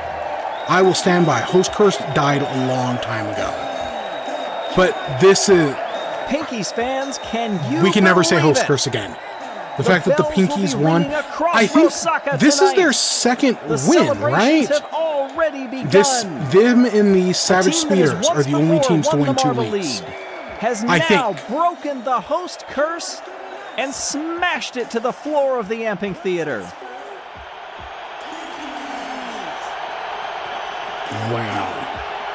Where did we end? We ended up, what, 4th or 5th? Solar Flares, gold probably 5th because of the haze. I don't know, the hazers didn't do great. The third team ever to win the first event and the last event of a Marble League. Minty Maniacs oh, that's interesting. Were the others in 20 and 23, respectively. Message on the video board, happy birthday, Alex Schneider. Love, Mommy and Daddy. Also of note, Chocolatiers with their bronze. That means every team has a medal. I like that. I like when every team gets a medal. Well, congratulations to our podium finishers, and thank all of you for your Mainly it's because support I've been in that scenario before. Decade plus. And it just stresses you out. Bringing it to you. Time now for the closing ceremony. On behalf of Yella's Marble Runs, thank you so much for watching. I'm Greg Woods. Wonderful show this year. I've definitely been stressful sometimes. But yeah, overall, I like the Marble League this year.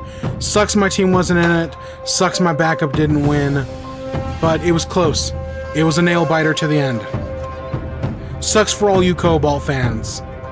Oh my god. Going from so high last year, your redemption year, to now this.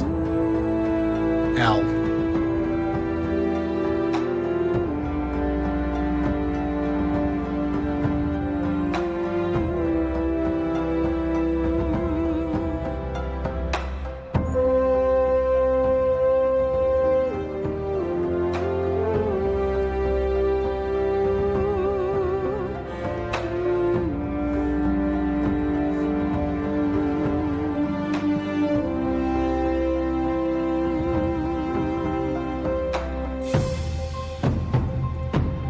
God.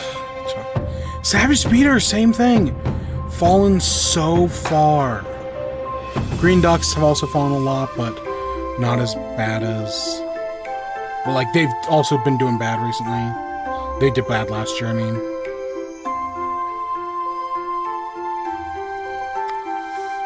We lost to the Hazers. We got 5th. We were so close.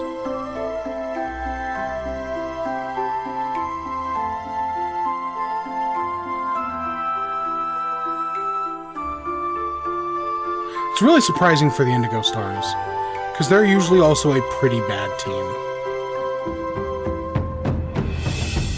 But wow, the Pinkies.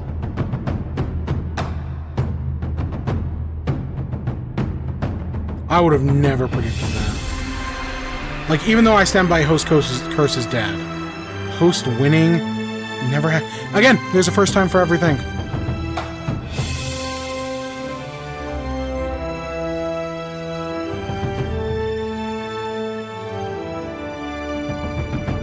Yeah, great showing.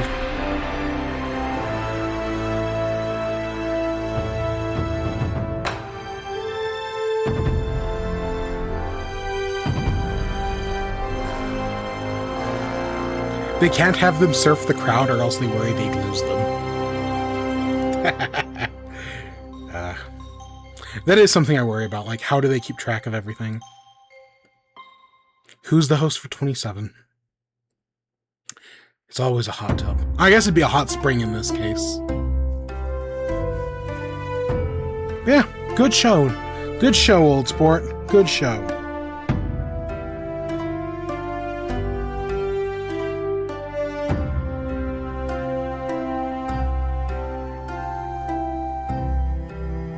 And again, there's so many other things that Yellow's Marble Runs does. Not like we do that Marble League here on stream, but they do so many other things. So, as always, go check them out. There is a link in the description for the episodes and for the channel. Go check them out. They do some great stuff. And yeah. All fan accounts. I kind of count as that. Kind of.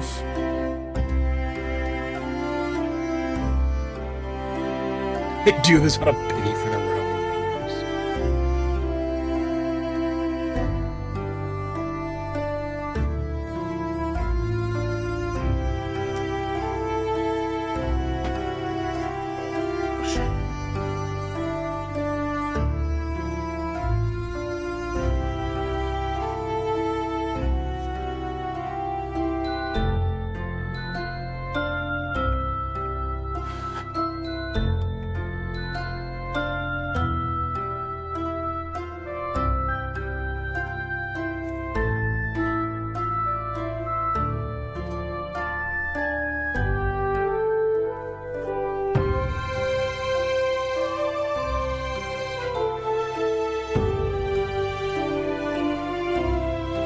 Yeah, it's crazy how just a few years ago they were really struggling to just get this show put together at all.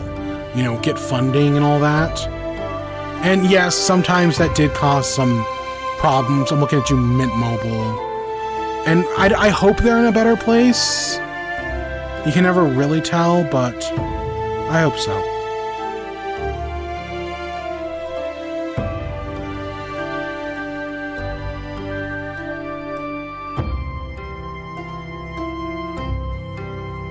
How close? We tied with the Hazers, but they got us on medals. Wow. Oh, that was so close. Pinkies, Indigo Stars, and Stonewalls qualifying for next year. And our host is... I have no idea. I'll be honest, I've got no guesses.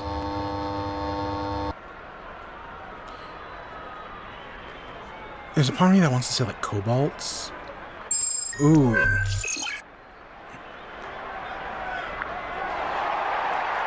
Really? How? I actually fucking got it in the last second! Holy shit! You know what? Good on them. Cobalt had their redemption year. They did 11th this year, which wasn't great. But they've come a long way. Yeah, I think they'll do a good job next year. I'm down for that. Alright, here. So I guess that takes us to our outro. So next week, we got Supergirl. Supergirl comes out. I don't remember if I said last week I was going to watch the 1984 Supergirl, because I'd never seen that movie before. And as I was going to go watch it, I was like, oh, I was going to watch it yesterday. And then instead, I was telling my parents about it earlier in the week, and they were like, oh, I want to watch that again. Hey, you should come over on Father's Day and watch it. So that's why I didn't watch it, because they wanted to, even though I told them, like, hey, you remember this is a bad movie, right? Because my mother's seen it, my father hasn't. And they were like, oh, we'll still watch it anyways. So I didn't watch Supergirl, and instead I just... That's why we did all the 5 Toy Stories this week, by the way. Is because that conversation happened, and I was like, fuck it. I mean, I still had time set away. I guess I'll watch fucking Toy Story 3 again. Sure. Because I did not plan to do them all. But, yeah. So that's coming up. That's the first thing. Second thing is we have the new Supergirl, obviously, the Supergirl Woman of Tomorrow, which isn't called Supergirl Woman of Tomorrow, but it's adapting that comic. I hope it's great. I hope it's great. I am a little worried. I'm more worried that it's going to bomb at the box office than if the movie is good or not. That's what I'd say I'm more worried about. But yeah, we got all that next week. Star Fox comes out next week, and we should hopefully be talking about that. That should hopefully be good. And yeah, if there's updates on when there are updates on GTA, if there are updates on the Steam machine, we'll talk about all that. But for today, I'm gonna go get some Taco Bell. So I hope you all enjoyed. Stay tuned for more. Till next time, peace.